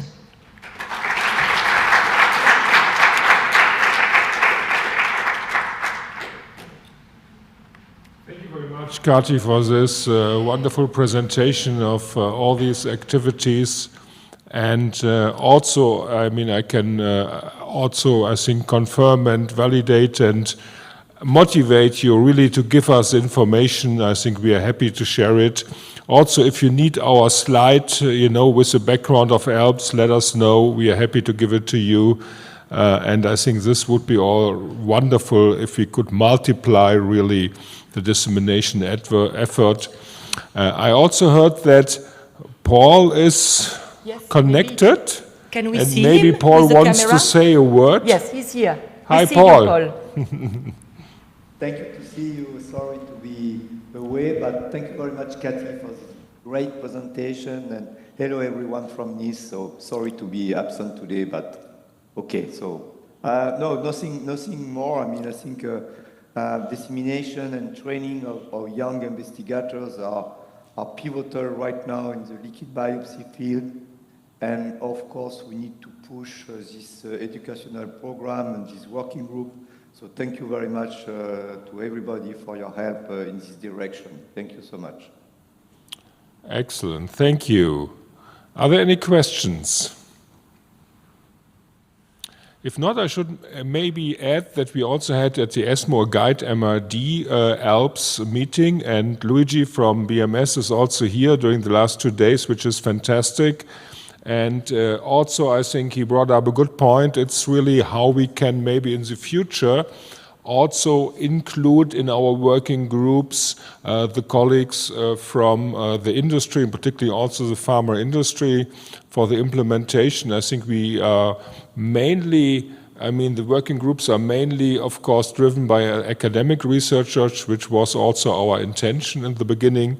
But since we are a private-public partnership, we should also think how we could integrate the efforts and the colleagues also from industry. I think that is nice. And the Guide MRD is a project that we have funded by the EU.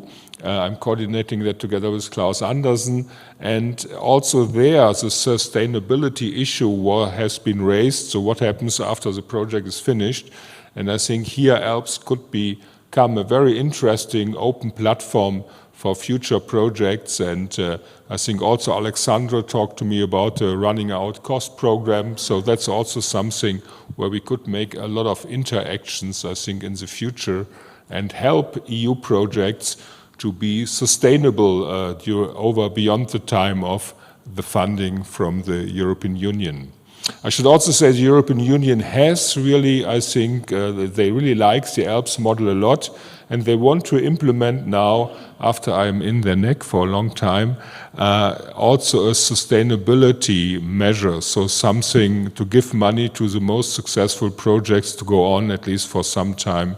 So that's actually very nice to see that sustainability is not only a written word on a slide, but really that there is some action hopefully coming. Excellent. No, very nice, really. I think that education, I like this workshop idea a lot. Also, if you have ideas about education, I think we are very happy to take your ideas. We have also supported, as Kati showed, some of these activities.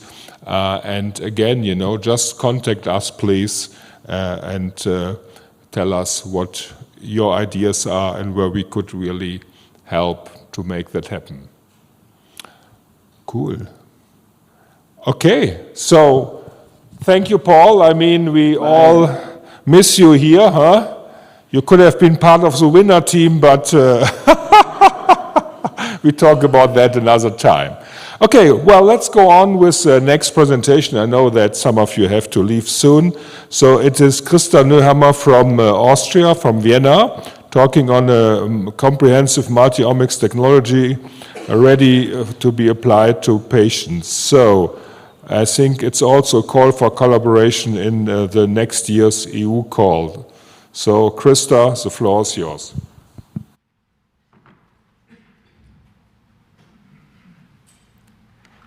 Yeah, thank you for the introduction, and also thank you for giving me the opportunity to speak today. A big thank you also to Nuria and her team for being an excellent and great host, and I really enjoyed, as many of us, yesterday's evening and the tour. Yeah, so I would like to share with you today our capabilities on multi-omics profiling, and use this also to sort of introduce to you some EU calls which are coming up and which might be interesting eventually to have collaborations between ELBS members. So let me first introduce myself. So I'm working at AIT, the Austrian Institute of Technology, which is Austria's largest non-university research center. The headquarters is based in Vienna, and we are a research unit called Molecular Diagnostics, and we have basically 6 working groups, all working on the common aim of improving non-invasive diagnostics. I invite you to have a look at our website. Today, basically, I would like to show you what we do. So basically, as already mentioned, we apply a multi-omics approach. So we study from genomics, transcriptomics, DNA methylation. We use extracellular vesicles, and we also apply proteomics as well as autoantibody profiling. And we do this in different kind of liquid biopsies, and most importantly, using next generation sequencing, microarrays, and so on. And when we have these kind of different layers, we also try to do this kind of integrative multi-omics data analysis. So these efforts basically are headed by Clemens, my colleague. And he used to say he's a kind of digital twin of myself. So we apply this, and I would like to give you a short hint on what we actually do. So as mentioned, we focus very much on liquid biopsy, and one of our key technologies is really methylation profiling, to use it as a biomarker. Our working horse is still Illumina bead arrays, like the EPIC arrays, but we have also developed kind of targeted technologies using qPCR as well as targeted NGS approaches once we have identified certain DNA methylation markers to be able to validate them. Another focus, as I said before, is extracellular vesicles. Here we mainly study RNA within extracellular vesicles, but we also did already protein analysis, Here you see basically the kind of workflow we typically apply. We also have a couple of protein technologies in our hands. One of our key technologies in biomarkers is using antibody profiles. So how we do this, we produce ourselves in our lab high-density protein arrays, which basically consist of the whole human proteome, which we derive from E. coli clones. So we purify the proteins and then we print them onto microarrays. And you can see here the principle. So we have these proteins, or recombinant proteins on the microarray surface. And then basically we take human plasma, or we purify IgG from it, and then we study reactivities of antibodies against the whole proteome. We have slightly adapted this approach also to come up with a so-called bacterial lysate array. So what we did is, as we are also involved in infectious disease diagnostics, we went to our freezers and looked what we have there. So we made crude lysates of this bacteria, and we spotted it on microarrays, and we use them now to investigate differential reactivities of antibodies in human plasma to come up with potential microbial related autoantibody signatures.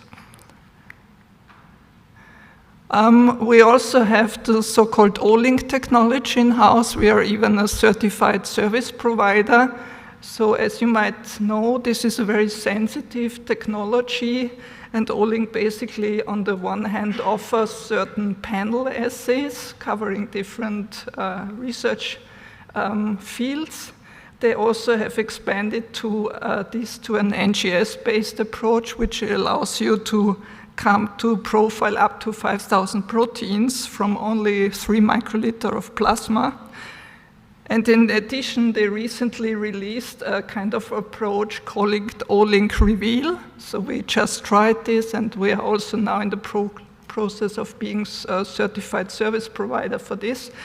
And this is a very cost-effective approach, and you can screen up to 1,000 proteins, which basically cover around 96% of the most relevant pathways.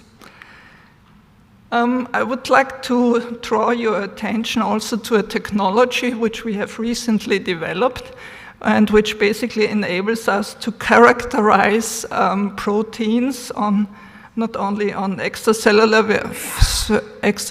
vesicle surface, but also on cell surface. And what we take advantage here is basically there is a variety of antibodies combined with DNA tags, which comes from the site-seq approach. And we use these kind of antibodies, which are commercially available, to apply them to this kind of workflow. So what we do, we prepared magnetic particles which contain antibodies against the typical EV surface markers, CD9, CD63, and CD81. And by this, we immobilize the extracellular vesicles, and then we apply these antibody mixtures. So it's up to you to decide what you want to include. And then you only need a simple qPCR machine to read out what kind of antibodies have bound to your EVs. And I think this is quite a nice approach, which also can be used as a biomarker. And we even investigated that we do not really need even to isolate the EVs. We can just apply simple plasma, for example, to our magnetic beads, and then we can do this kind of assay. I would like to shortly highlight a project where we involved, and basically it's the aim is to come up with biomarkers for two immune-mediated diseases, so ulcerative colitis and atopic dermatitis.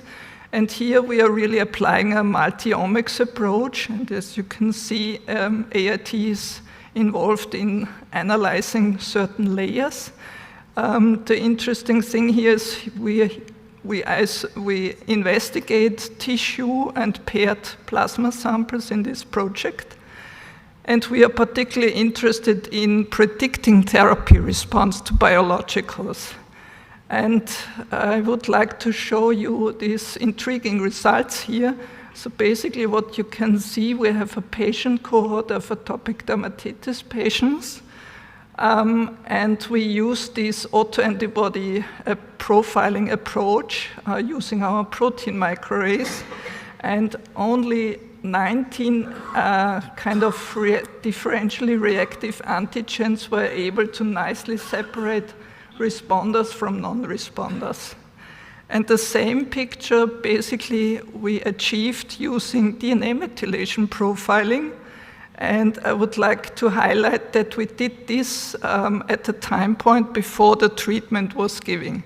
And again, also only a few DNA methylation biomarkers were able to differentiate in responders and non-responders.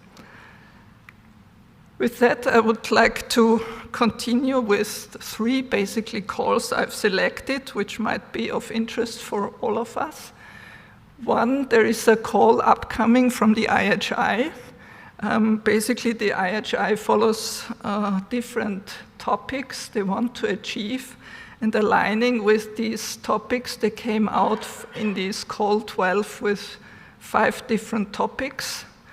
There is not yet a specific call text available, but I thought basically the first 3 topics should be rather interesting, also in connection what we can do.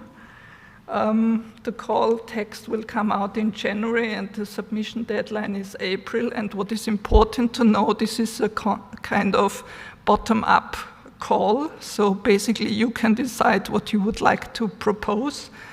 And the special thing is it needs to be funded, half of it by industry, which includes pharma companies, medtech companies, but also SMEs.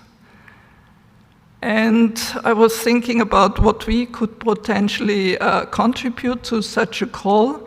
So basically it's, I think, our expertise in multi-omics application to predict therapy response from both tissue and liquid biopsy, to do this multi-omics data analysis and to identify eventually key pathways.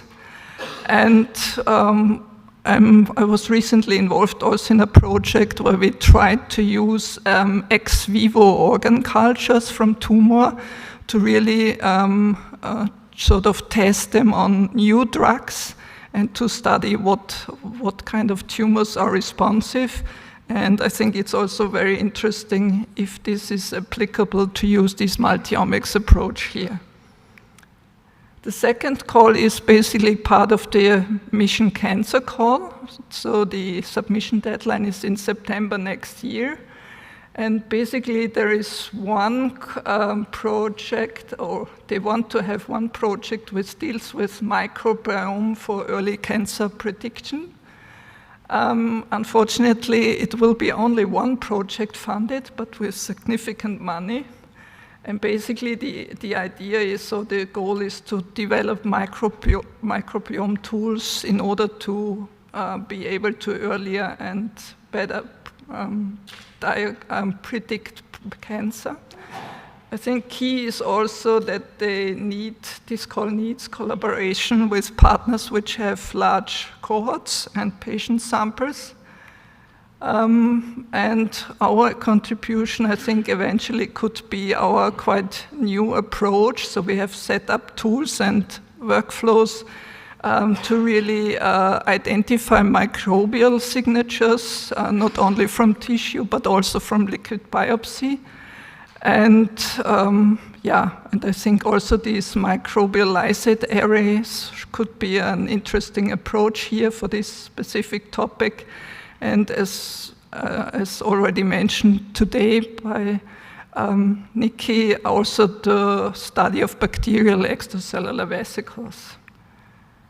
And the third call, which I thought would be interesting, is also part of the Mission Cancer. It's pragmatic clinical trials, So they are focusing here on patients with refractory cancers. And I think the important thing is it's supposed to be an academic investigator-initiated trial.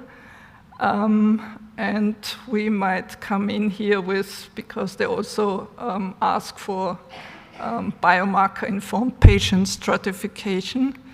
So I think, again, the multi-omics approach would be interesting, especially in combination with therapy response prediction, which is key, I think, in general.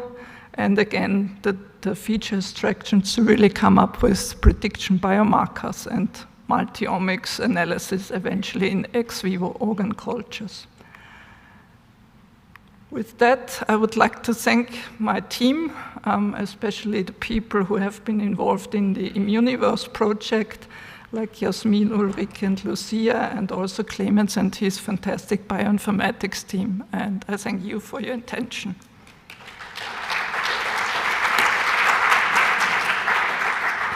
Thank you very much, Krista, for this very interesting talk and showing the opportunities that are there on the European level.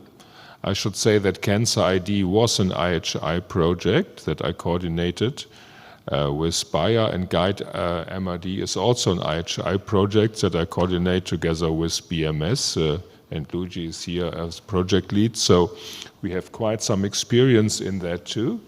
And I think these projects, of course, are super interesting to bring private and public partners together. So I guess that's really very nice that you point out these calls to all of us. Other questions? Thank you. If not, we will go on, and we have now the industry session. And thank you, Krista.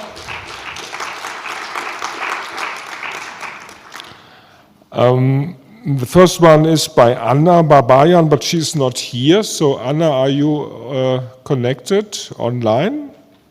Can you hear me? From Illumina, as talking on innovative applications in liquid biopsy research. We can hear you and we can see you, Anna.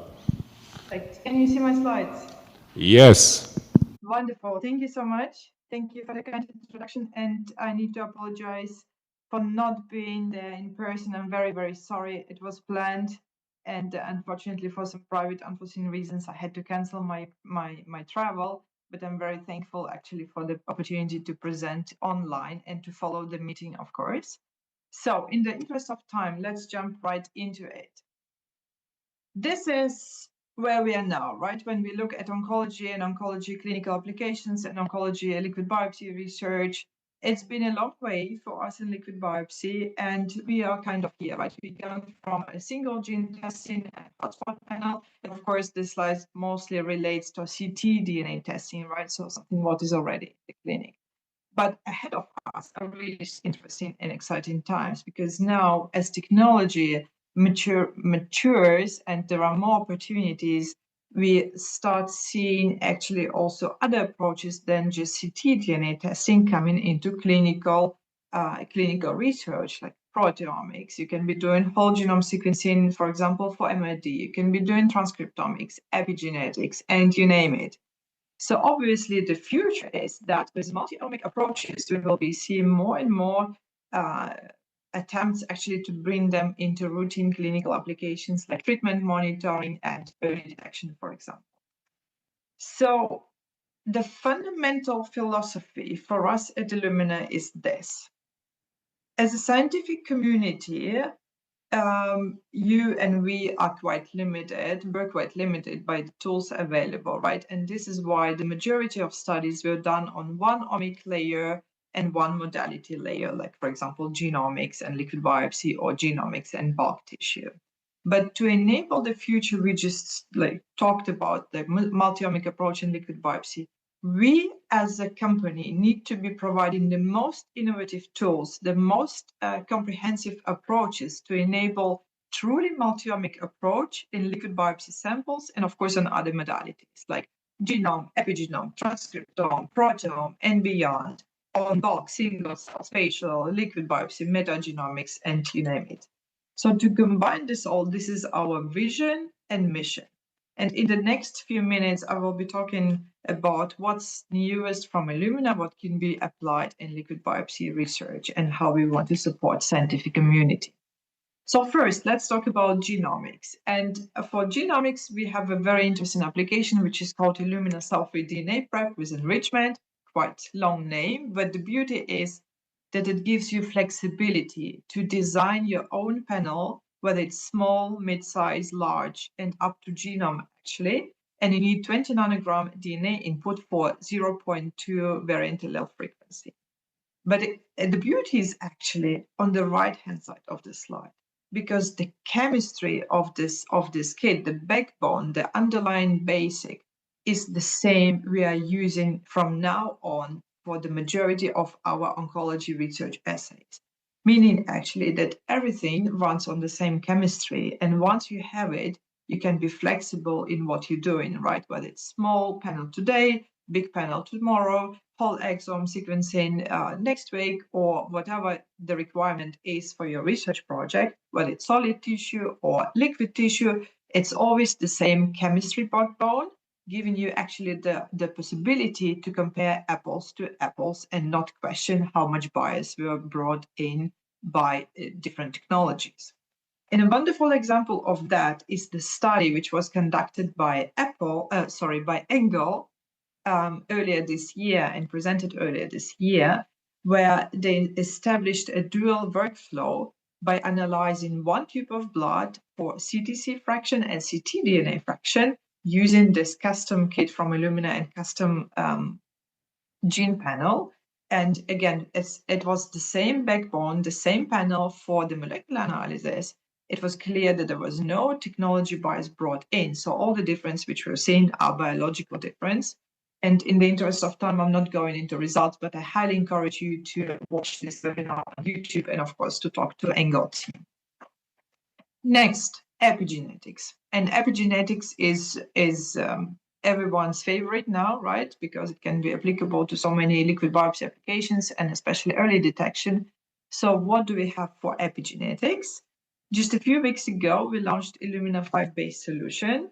And what it does, it gives you dual insights in one workflow. Like literally, you get information on genomic and epigenetic level from the same sample in one analysis and in one assay. How does it work? So please look here. We have proprietary Illumina conversion enzyme, which was designed actually to do single step conversion from 5-MC into Ts. And you know that the majority of cytosines in the genome are actually unmethylated. So by converting only those methylated, you retain the complexity of your library. And by that, you actually increase accuracy of the analysis. So it translates into 2 times faster DNA to genomic and epigenetic insights and 2 times lower cost comparable to comparable solutions. So a little bit of data. When you look on the left-hand side, this is comparison to existing solutions for epigenetic analysis. You can see the performance of the assay is actually comparable to bisulfite and EMC. But when you look at genomic variant detection, the comparison is actually the performance of the assay is, in terms of accuracy, is comparable to whole genome sequencing.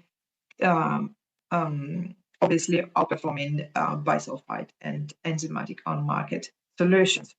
So again, in the interest of time, I'm not going into data available already, how this assay was used in liquid biopsy and other studies, but I highly encourage you to visit Illumina.com/5base and look at webinars. And there is also latest talk from AGBT from 2 weeks ago, recorded and on the webpage.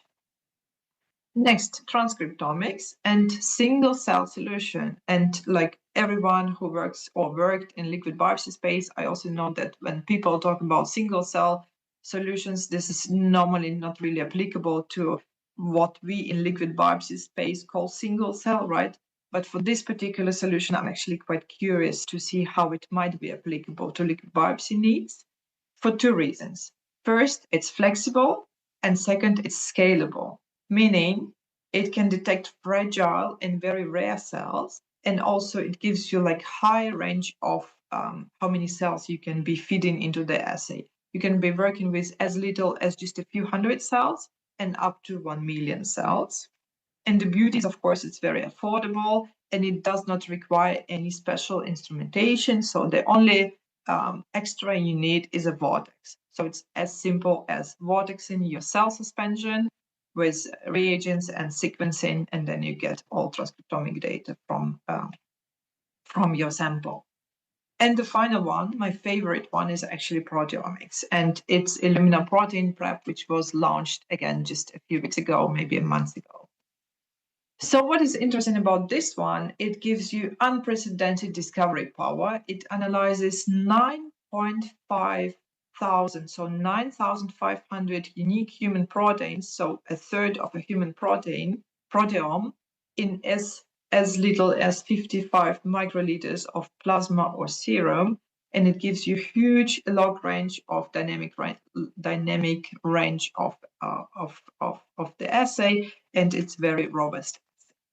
So here I brought some data from a collaboration from early access, and because it's not limited data, I can't disclose here cancer types, but what you can clearly see is that, for example, for inflammatory proteins, when you compare counts in healthy individuals versus those with cancer, there is a clear differentiator between these two groups, right? And more interestingly, actually here on the right-hand side, it is this difference between healthy and cancer patients, but also within cancer population, you can see that for a particular cancer type, there is definitely a significant difference in comparison to others. So what proteomic discovery power is about is the signature, right? So when you build your signature built on 9,500 proteins, of course, you multiply the discovery power of your analysis. And finally, of course, bioinformatics. We all know that bioinformatics and integration of multi-omic data is quite a bottleneck always. So we also have, of course, a solution to integrate multi-omic data and metadata into something what is user-friendly and really as simple as clicking with the mouse. And this is my last slide. And if you were to remember just one slide from my presentation, that I want you to remember this slide, please.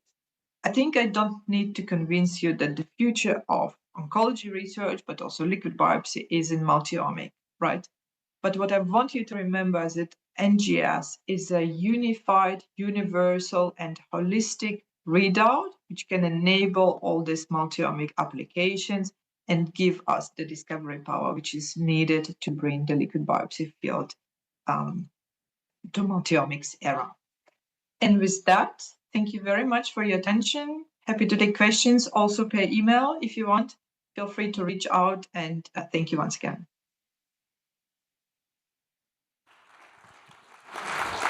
Thank you very much, Anna. Are there some urgent questions right now?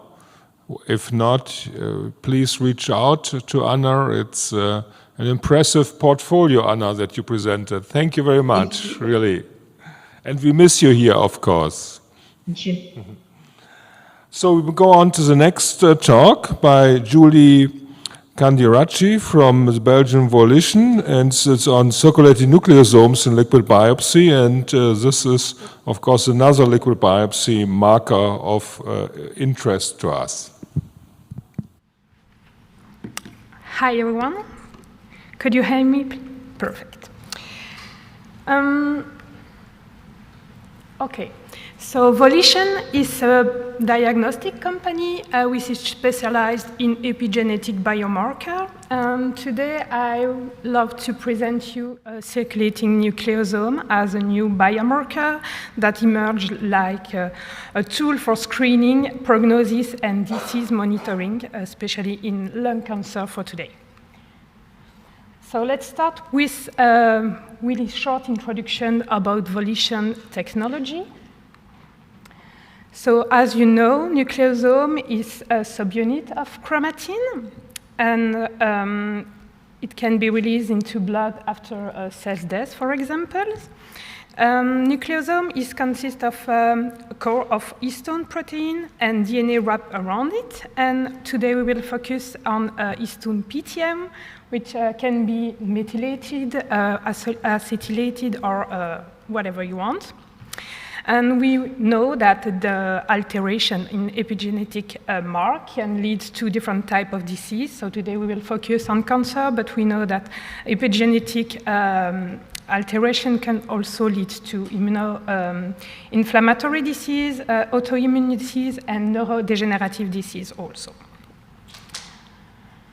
So at Volition, we developed NuQ assay, NuQ for nucleosome quantification. It's a very simple sandwich immunoassay with the first antibody that detects specifically one type of histone variant or histone post-translational modification.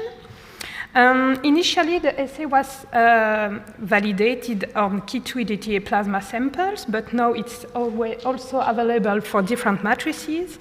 So it's very flexible for research and clinical application. So today we have developed 14 new QSA, as you can see here. They are all they have all very nice analytical performances, and we developed our assay based on CLSI guidelines. And in parallel to providing those samples, our team of experts could also propose customized assay development. So whatever your PTM you would like to analyze, we could help with this. So how to illustrate the clinical application of this epigenetic biomarker? Today I choose to highlight circulating H3K27 trimethyl nucleosome in the context of lung cancer, and how it can help to detect and stratify patients with high risk. Of course, it's in a long journey. This clinical application is one of the examples of the very multiple clinical application we could address in the cancer landscape. And at Volition, we developed very strong collaboration all around the world, and this valuable opinion leader help us to address this different type of question. So today I will focus on the collaboration with Hospice Civil de Lyon, and especially with Professor Léa Palien.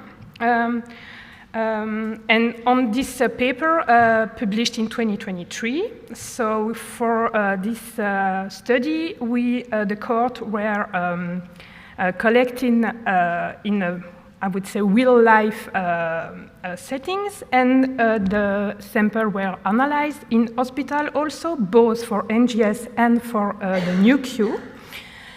And what we can see is that, I don't know it works. Oh, yes, perfect.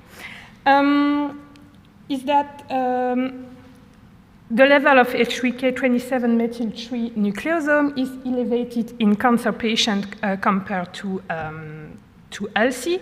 It's advanced lung cancer patient under treatment in this case. And as you can see, the level is higher when ctDNA is also detectable. So in this cohort, we have found 43% of the sample positive for ctDNA. And when we combine ctDNA analysis to nucleosome analysis, the number of patients reached 58%. This means that analyze the DNA, the nucleosome in this cohort could could improve MRD detection about 15%. So it's very important to highlight that nucleosome could bring information that complement ctDNA analysis alone. Let's continue with this ongoing study. This time the liquid biopsy was performed at diagnosis. We reproduced the first result where we found an elevation of circulating nucleosome, especially in the group of patients with detectable ctDNA. But what is more interesting is that this level is higher when patients died during the follow-up period compared to the patients that are still alive. So this is the prognostic potential of our biomarker, and it's really interesting in the context of cancer treatment orientation. In this final analysis, we decided to perform overall survival. So as you can see, sorry, it's in gray on the graph. When you analyze the survival based on ctDNA status, on the left, you can see a better survival prognosis for patients with ctDNA negative result compared to the patient with ctDNA positive result on the right. But what is more important is when you stratify the patient based on the H3K27 methyl-3 nucleosome level, we are able to identify very high-risk patients with a very poor prognosis, even if they are not ctDNA detectable. So this is important because circulating nucleosome could help clinicians to identify patients that could benefit from an escalation of the treatment. It represents 20 to 25% of the ctDNA negative group, so it's a huge amount of patients that could benefit from this type of escalation. So just to conclude with a very general message, clinical utility of circulating nucleosome and epigenetic profiling could have plenty of different applications, from screening to disease monitoring. It could be used alone, but it's more interesting to combine with imagery and to molecular profiling to reinforce the input. And it could be also useful for drug development process. So through NuQ Discover service, Volition offers a customized approach to quantify circulating nucleosome and the associated histone PTM. And it's available for different types of matrices, from cell culture supernatant to blood, other biofluid, tissue extract, etc., etc. So thank you for your attention. If you want to learn a bit more, please visit our website, or if you have more specific questions, I will be happy to respond. Thank you very much for this great presentation. And it's quite astonishing that so many ctDNA negative patients had a positive test result and a poor outcome. Huh? So, but that probably also depends on the ctDNA test that you probably apply. Huh? Yes, here we decided to enlarge the ctDNA NGS panel to all what are available in the hospital and to set up a 0.5% VAF as a positive result, because it's why it's applied on this hospital. And just to note, most of the patients are in advanced stage of cancer, so there are a lot of... Yeah, we also found that many patients with advanced cancer have less than 0.5% VAF, so that's also, if you apply a more sensitive test for ctDNA, you already see that, so that's... but I think you have a very nice technology to enrich tumor-derived DNA, and I think this is really probably something I would develop even further, because I mean, this is still a dream, right? To enrich the tumor DNA from the total DNA, I think, which is really a nice direction that you're going. Are there more questions about that? Great, thank you very much, really. The next one will be from Meridian Life Science, William Ferreira, and democratizing access to NGS through ambient stable library preparation reagents.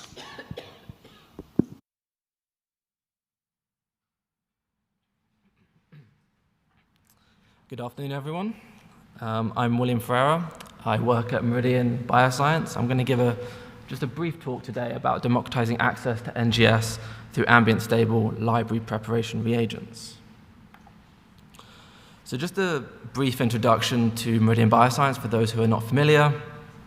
We're a company with about 48 years of history, over 800 employees. We work to the ISO 13485 standard.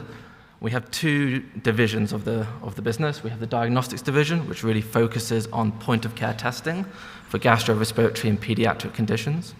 And we have the life science side, which is where I belong. And for that, we work on basically developing and manufacturing the raw materials for developers of immunological and molecular diagnostic assays. So we have quite a wide portfolio within the life sciences division. We have immunoassay raw materials, antibodies, antigens, blockers, molecular assay raw materials, so this is enzymes for technologies such as PCR, isothermal amplification, NGS, master mixers, and we also do some services. So immuno, it's like conversion to animal-free, large-scale manufacturing, and on molecular, it's more about enzyme and master mix optimization, assay development services, prototyping, lyophilization. So on to the main part of the talk. So next generation sequencing is on the path to democratization. It's estimated to increase in size globally by about 15% over the next 5 years, and it's being used increasingly for diagnostic applications, liquid biopsy, oncology. There's various reasons for this. NGS has become a lot cheaper to sequence, more powerful and user-friendly bioinformatics, and wider access to open source software and repositories, and sequencing platforms are becoming a little bit more portable. There are still some roadblocks to fully democratizing this technology for various applications. Obviously, cost and turnaround time are decreasing, but decreasing further would be extremely useful. There's a lack of scientific awareness of how to use the vast quantities of data which is generated for actionable outcomes. AI is helping, will continue to help with this. We need a higher diversity of genomic data to better map disease pathways and come up with better treatments. In terms of accessibility, a lot of NGS testing, or the vast majority of it, happens in centralized laboratories, which can be a limiting factor on wide and sustainable access to the technology. Another critical factor is cold chain shipping and storage. So NGS reagents are generally have to be stored and shipped cold temperatures, and this can add substantial cost and complexity to logistics. So at Meridian, we're trying to assist with the democratization of NGS. We're doing so by trying to remove the cold chain. So we've come up with two products, MDX224 lyophilized enzymatic DNA fragmentation kit and lyophilized library preparation kit. These are basically, these span the entire library preparation workflow, and they're lyophilized, ready to use. So the workflow is much simplified, aliquoted, lyophilized, just add your input DNA. Chemistry performance is market leading, and as they are lyophilized, they are ambient stable for over 12 months. So just a little bit of data on these kits. So on the left, we're looking at DNA fragmentation profile using a tape station, using a lyophilized enzymatic DNA fragmentation kit. As you can see, we've done two formats, either lyophilized or liquid format, compared the profiles. You can see equivalent quality and size of the two libraries. In the middle, we've used the library prep kit, and we've done the same thing, looking at profile and the library quality using lyophilized and liquid formats. Again, we see equivalent performance. And for library yield, we've used qPCR, P5 and P7 primers to quantify the library yield and compare between lyophilized and liquid. And we see equivalent performance between the two formats, meaning that high quality, high yield libraries ready for sequencing. In terms of performance against other suppliers on the market, we've compared the library prep kit against 4 other library prep suppliers using qPCR, input of 100 nanograms of human gDNA. As you can see, the yield is superior with Meridian's library prep kit. This is a lyophilized format. And just a little bit of sequencing data. So for this, we prepared libraries either with lyophilized or liquid reagents, and we sequenced on the Illumina MiSeq platform and compared against several different performance metrics. On the left, we have the read count before trimming, middle, library duplication rate, and the bottom, we have the library quality after trimming and mapping to the E. coli genome. With all three metrics, we see equivalent performance between lyophilized and liquid reagents. On the right, we're looking now a little bit differently. We're looking at a comparison of GC bias, so AT dropout, GC dropout, using Campylobacter jejuni and Bordetella pertussis, respectively, against another supplier on the market. And for both kits, we see comparably low AT and GC bias. So really demonstrating that lyophilized reagents are able to produce sequencing quality equivalent to that of liquid reagents without the necessity of cold storage. So to conclude very broadly, Meridian can provide comprehensive products for molecular diagnostics, oncology, liquid biopsy, enzymes, pre-optimized master mixes, lyophilized NGS kits, ambient stability for over 12 months. We also support customization of any of our products, and we do bespoke assay development services, and we also manufacture everything in-house so we can control quality and supply. Thank you very much for listening.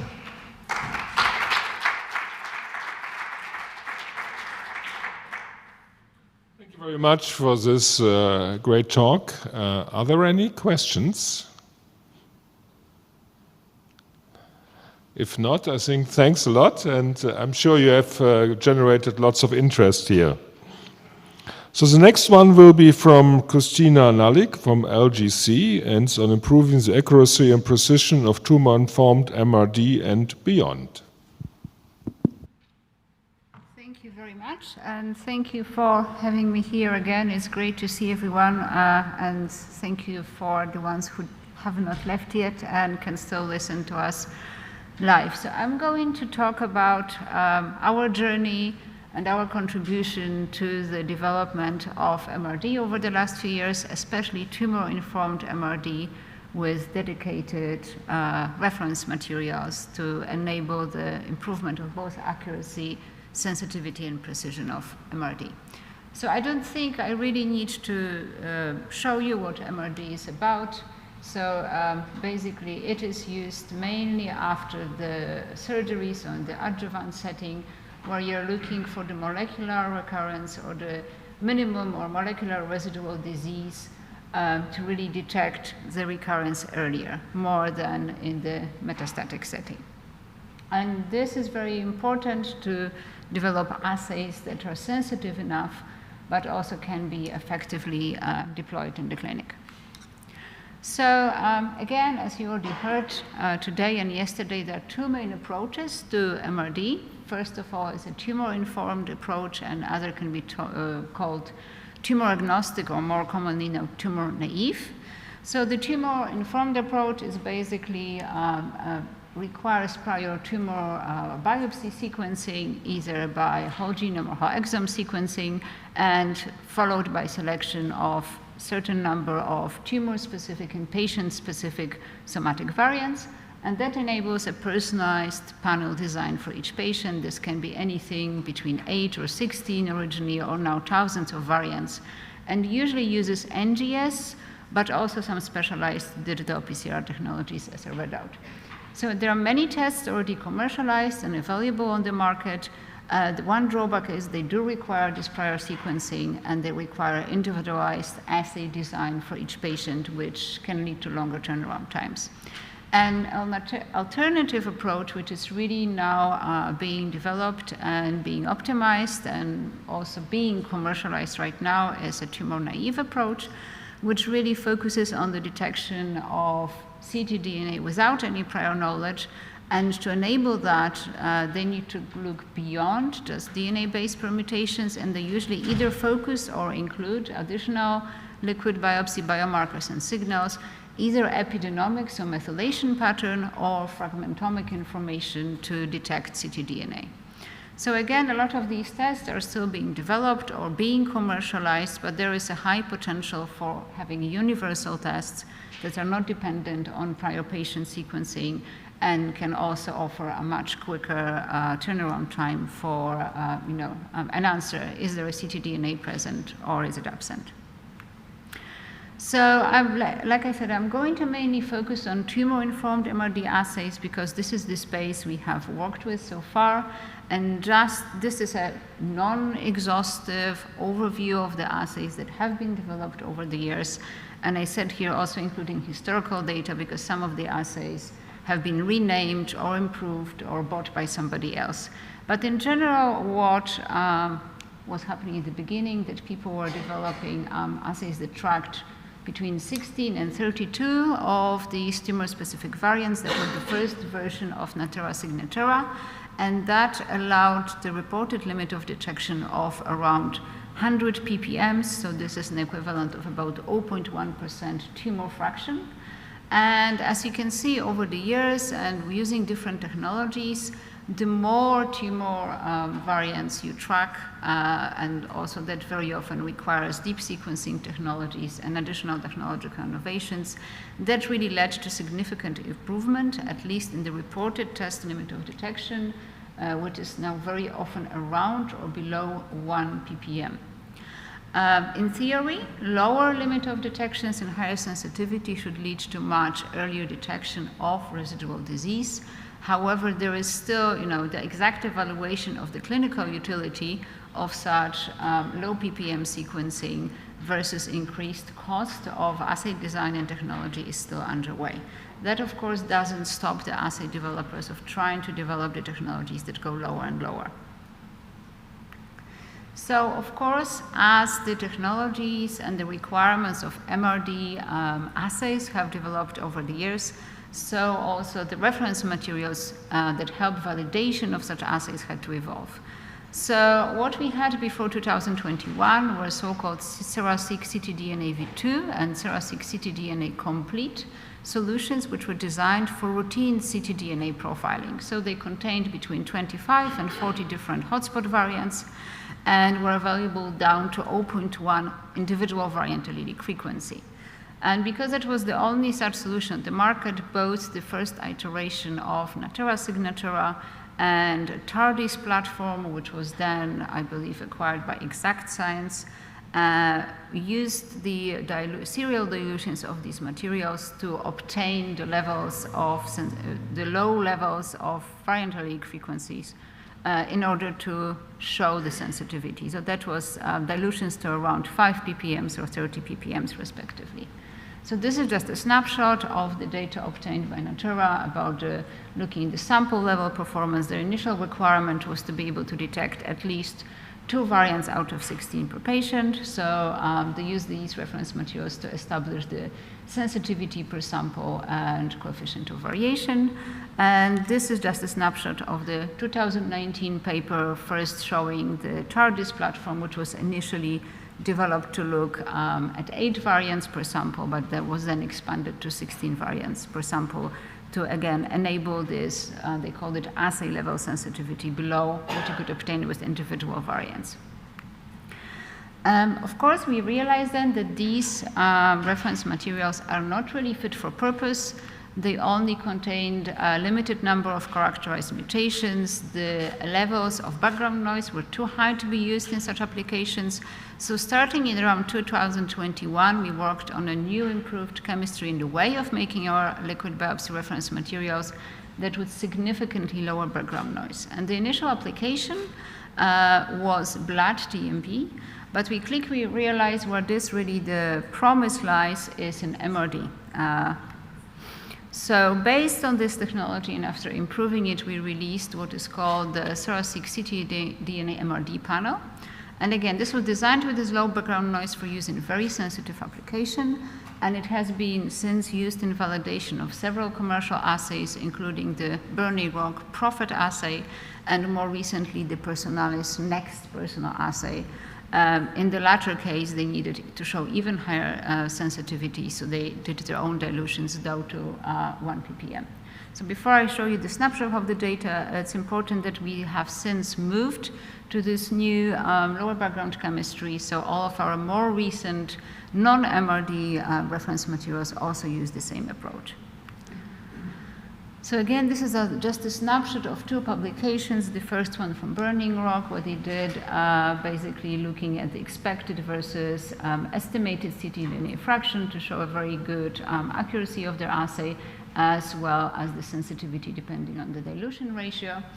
And a similar snapshot from the Personalis publication, where again, they measured with additional dilutions their target ppm versus the measured ppm. And again, they could show very high sensitivity and very high accuracy down to it was, I think, about 1.6 ppms of ctDNA. Okay, so what do we currently offer to support both MRD and non-MRD applications? So most of our reference materials are made with a biosynthetic approach. So we are kind of the other way around. In SenseID, we started with a biosynthetic approach. What we cannot make biosynthetically, we turn to dedicated cell lines with specific characteristics. For liquid biopsy, we start with a genomic DNA background. It can be we usually use one well-characterized cell line, which is called the GM23485 from the Personal Genome Project, but we also work with tumor-derived cell lines. This is then blended with short constructs, including SNVs and indels, and also long construct bearing additional copy number variants, which is then fragmented enzymatically to a biologically relevant size range. And it can be either diluted in buffer or embedded in synthetic plasma, which we also make in-house. And that enables reference materials for a variety of liquid biopsy applications, starting from cfDNA extraction down through to routine or becoming routine detection, diagnosis, and molecular profiling applications with different products with variant allelic frequencies down to 0.1%. And it's important to notice that we now have both very broad reference materials, so pan-cancer ones such as the ctDNA v4 with almost 100 variants present, but also very focused ones for specific cancers and applications such as the ESR1 PIK3CA for breast cancer or dedicated prostate cancer ones. But whatever the focus, they all contain clinically actionable variants. And all of the biosynthetic variants we include in them are always quantified with both digital PCR and with additional NGS confirmation. And again, they are available at multiple variant allelic frequencies to support a very dynamic range of limit of detection needs, down to 0.1% variant allelic frequencies. And we also have the dedicated MRD reference materials, which are based on a tumor cell line on which we perform NGS-QC, because it's of course impossible to go with individual digital PCR down to these dilutions. So we can provide NGS-based QC down to around 5 ppms. So again, to go a bit more in depth into these ctDNA MRD materials, again, they are based on a tumor cell line with a high tumor mutational burden, estimated around 26. So we have cell line genomic DNA. We have the matched normal genomic DNA from the same patients. We also have added a number of biosynthetic DNA constructs, mainly with hotspot mutations. And then we blend both of these, starting with an around 0.5% tumor fraction. For both of these, you can also get the variant calls from the original genomic DNA of tumor and normal. Then this blend with an additional biosynthetic variants added in is then diluted down to effective 5 ppms. All of the tumor fractions are fragmented, sized to resemble patient ctDNA. And then we have an in-house developed targeted panel covering 100 of these tumor variants, where we can really just confirm the dilution and the linearity of the obtained results, and basically do they fit in the expected model when it comes to the overall number of the variants detected, as well as the effective average tumor fraction. And the idea is that the validation of tumor-informed MRD assays is possible using any subset of the tumor and biosynthetic variants based on the data we provide.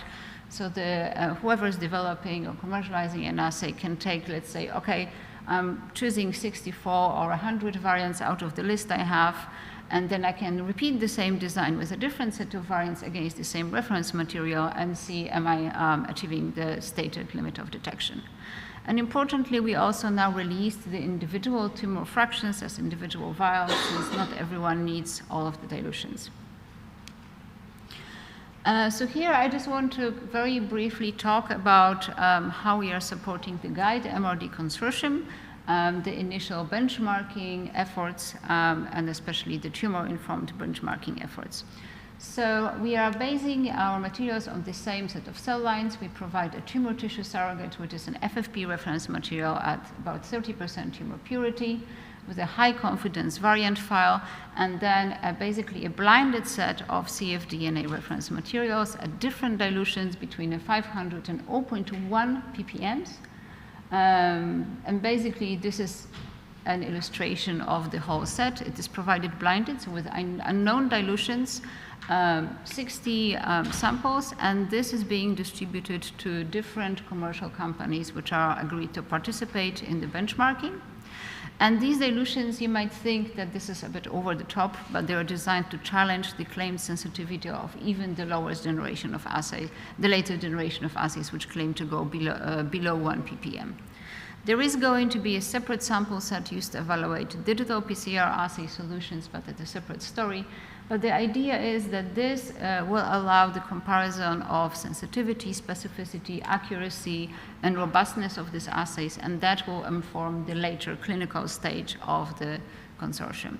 So again, I'm not going to show you a lot of the detail, but like I mentioned, the solid tumor cell line is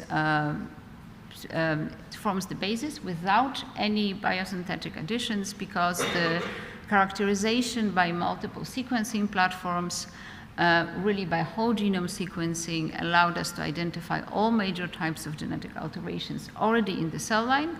And because we have these three platforms, we can provide a high confidence VCF file to the participants, and they can choose to just use this VCF file, the FFP for the actual FFP mimicking the patient tissue, to inform the assay design and test all of these samples.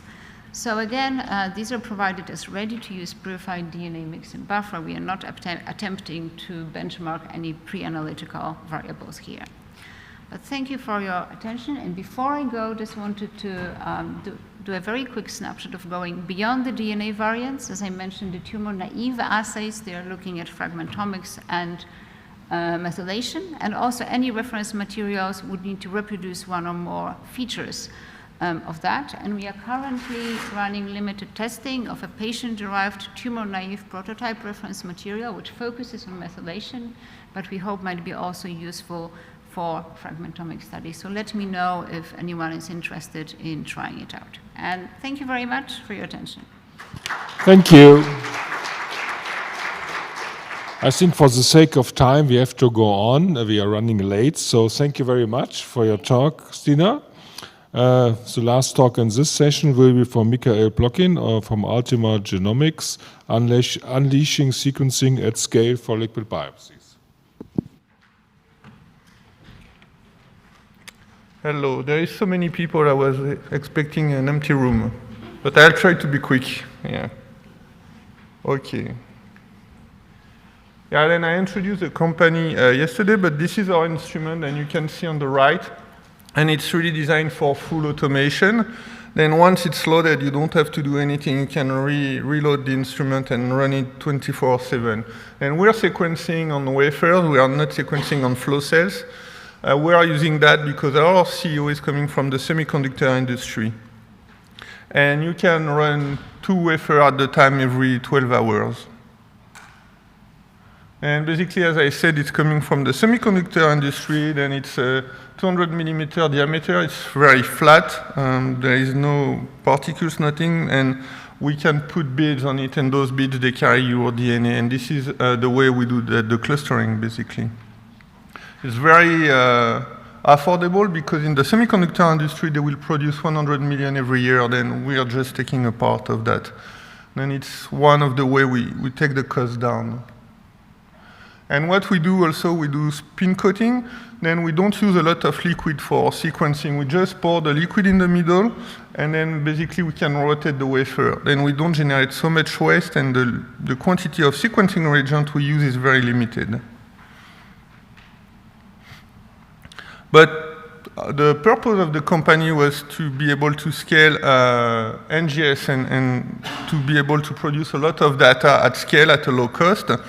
And all the applications that require like NGS readout can benefit of that.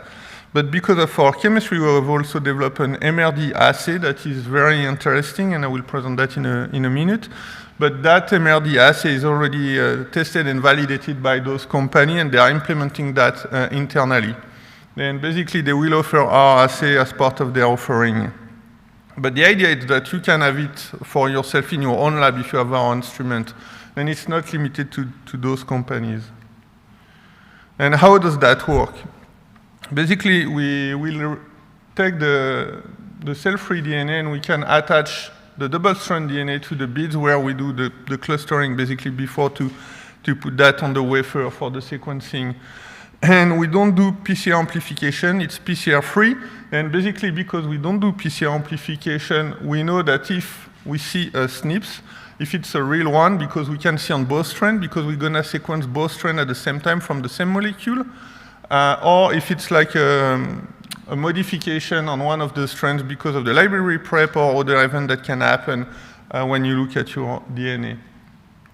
And basically, we're going to sequence multiple times the same strand, and then we will be able to call if it's like a proper SNPs or not. Then we have like, at the moment we are doing tumor-informed, and we have the software that will be looking at your tumor and normal tissue and make a signature, and we can compare to that signature to the cell-free DNA and see that if we see the base calling within your cell-free DNA library. And then that has been tested by many, many labs. But this is the most recent paper using that technology, and when you compare to other methodology, we see that we are more sensitive for less sequencing.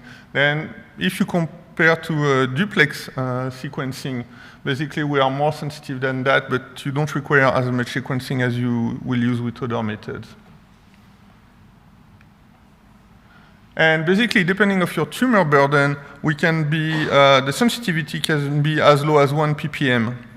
Then if you have a high tumor burden, you go at a very sensitive limit, and basically it's all genome. Then you don't have to design panel and everything, and for your workflow in the lab also it's very simple because you have one assay for everything. You don't have to do a panel for a given patient. And just to give you an idea that it's 3D scaling linearly, then basically depending the quantity of input, you have like the coverage, which is associated to that. That in average, if you put 1 nanogram of DNA, you get 15x coverage. And if you want to scale the coverage, let's say you want to do like 100x coverage, you just need to put more input. But from that 1 nanogram, it depends the purity of your fraction, and if you have highly pure tumor DNA, then you have mostly like all genome from the tumor. If it's not so pure, then you need to put more to make sure that what you get is from the tumor. And on the instrument, basically, if you sequence all genome, it's going to cost you like $80. Then basically this is the cost. The cost is about 24 cents per million reads, to give you an idea. Then if you scale and you want to increase the coverage, then basically the price will increase. But technically it's also a lot cheaper compared to what you're doing at the moment with panels. Then that was the last slide. And then if you have any question, I will be outside.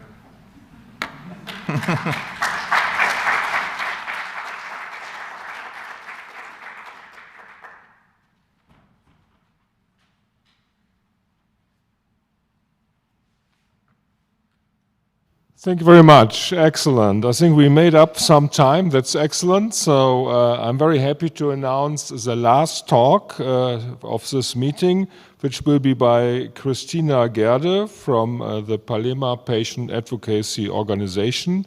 I think that you may know that we are in the process of establishing a patient advocate working group, and Christina would like to give us her view. And there she is. Fantastic. So it's all yours now, Christina. Thank you for joining us. So, hello everyone. Last but not least, a patient view on liquid biopsy. I have been following this very interesting conference yesterday and this morning. And I just want to say that what you're doing is very, very important for us patients. And I will now share some material. First of all, I want to say that I really got interested in liquid biopsy when I realized that patients in the US are getting this. But here in Europe, we are not getting liquid biopsy, and I need it. I am a pancreatic cancer patient. And I'm also a working member of Palema, which is a patient organization in Sweden. I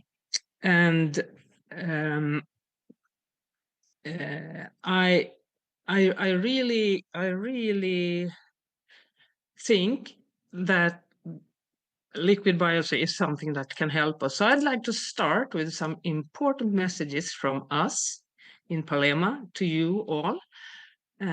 We need liquid biopsy for the deadliest cancer diseases now. We actually don't have time to wait. We need methods and treatments before we die. That's the situation for us that are having the dreadful cancer diseases. And also, the second message from us is that oncologists, they really need written guidelines and recommendations to dare to use the technique. I have tried myself to get liquid biopsy, but it's absolutely not possible yet.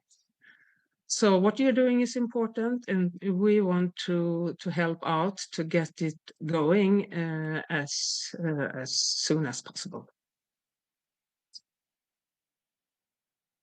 Then some statistics. These numbers are from 2023, and that's the situation with cancer in Sweden.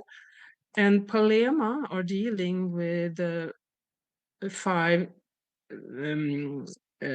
poor prognosis cancers in upper GI. First of all, pancreatic cancer. It's the 10th most common cancer in Sweden. And then also we are working against and doing everything we can for stomach cancer, liver cancer, esophagus cancer, and bile duct cancer.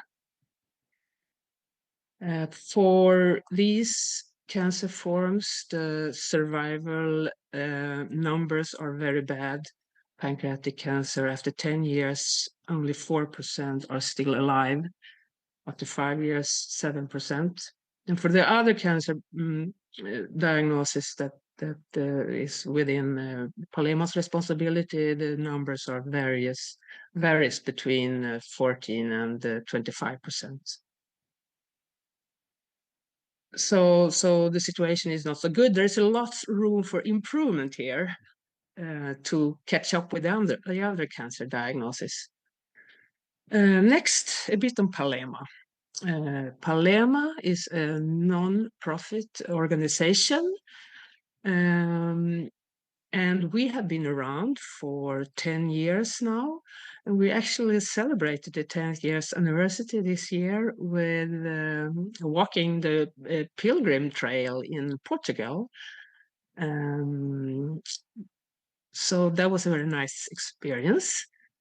We have around 1,100 members, most related to pancreatic cancer, but also, of course, the other cancer forms.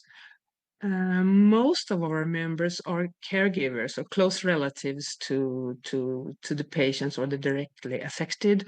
I guess the reason is that when you are hit with these terrible cancer forms, the energy is not there to also be part of the organization.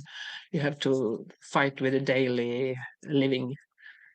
And it's also like we are not getting more members because people are dying at the same pace as we are getting new members. So that's the very sorrow situation.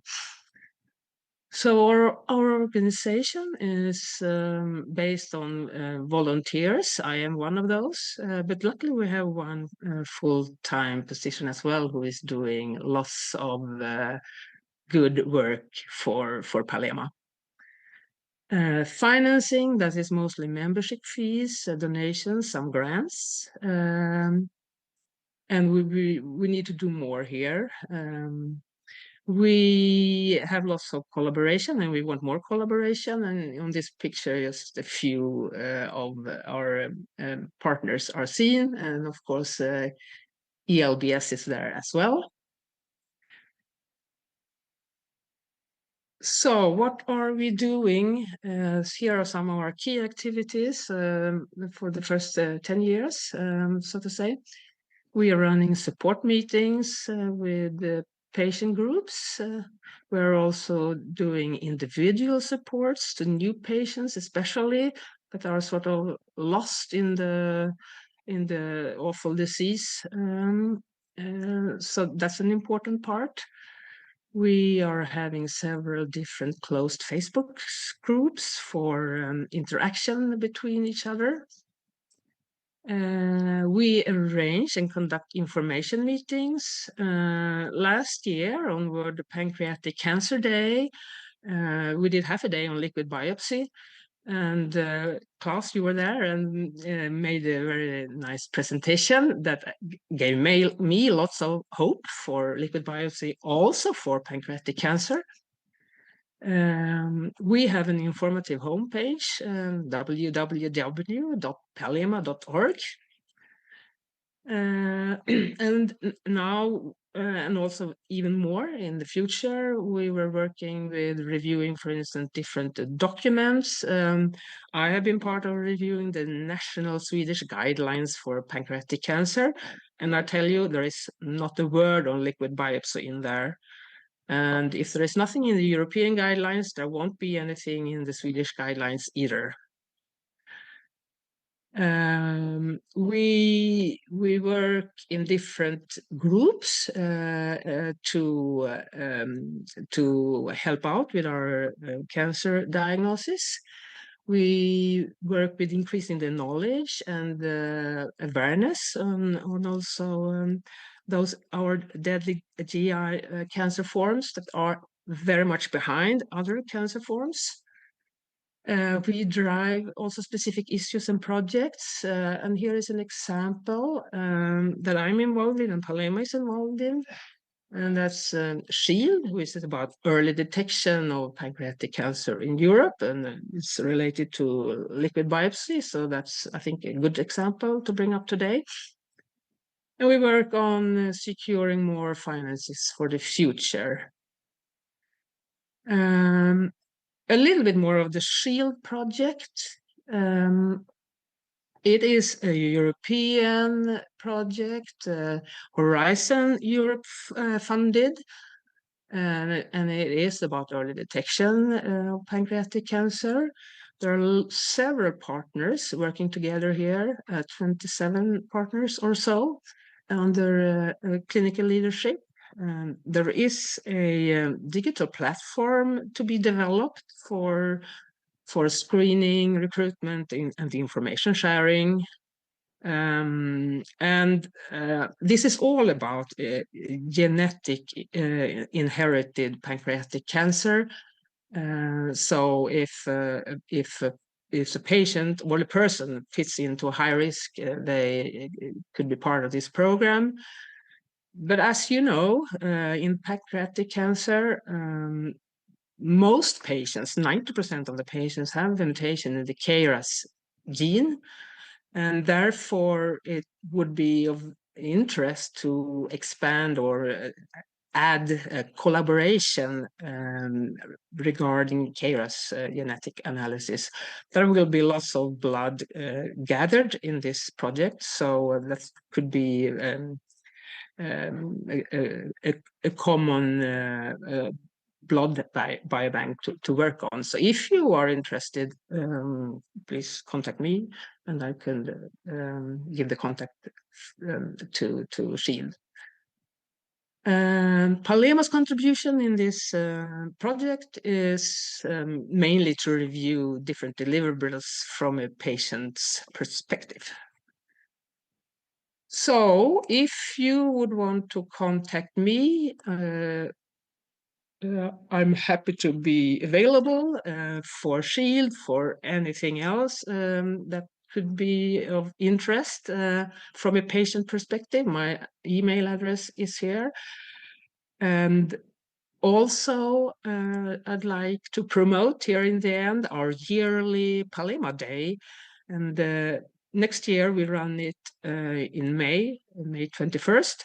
And you are most welcome to come and present on how liquid biopsy can help patients with deadly cancer in GI area. Thank you. Thank you very much, Stina, for this very valuable contribution. That's fantastic. And I can assure you at the next ELBS meeting, we have a session on patient advocacy groups. We also have Pancreatic Cancer Europe, who already agreed to join and forces. And we will also ask other advocacy groups. So I think it won't be the last session next time. I'm sure about that. So that's really fantastic. And we are also working on the guidelines, as you have probably noticed during the meeting. So we fully agree with you that it's really important that this technology becomes available to the patients, and clinical implementation is the key mission of the ELBS. So great to join forces. Thank you very much. I'd like to say here also that what I heard this morning from the work group, clinical work group, was very, very close to my heart. And I've been looking for clinical trials real hard to find something for myself. And here I hear that things are in the pipeline and also running. So maybe we can keep in contact on that, because I would volunteer to be part of a clinical trial for sure, to do screening with liquid biopsy in parallel with the regular procedures that are out there today in clinic. Great. Excellent. Thank you very much, really. Another applause for you. 5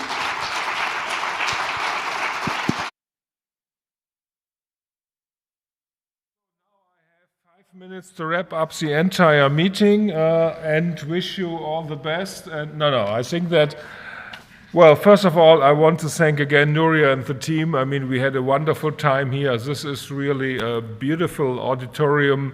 I mean, to be outside here in beautiful Madrid at this foundation was really fantastic. We had a lot of stimulating discussions, excellent talks.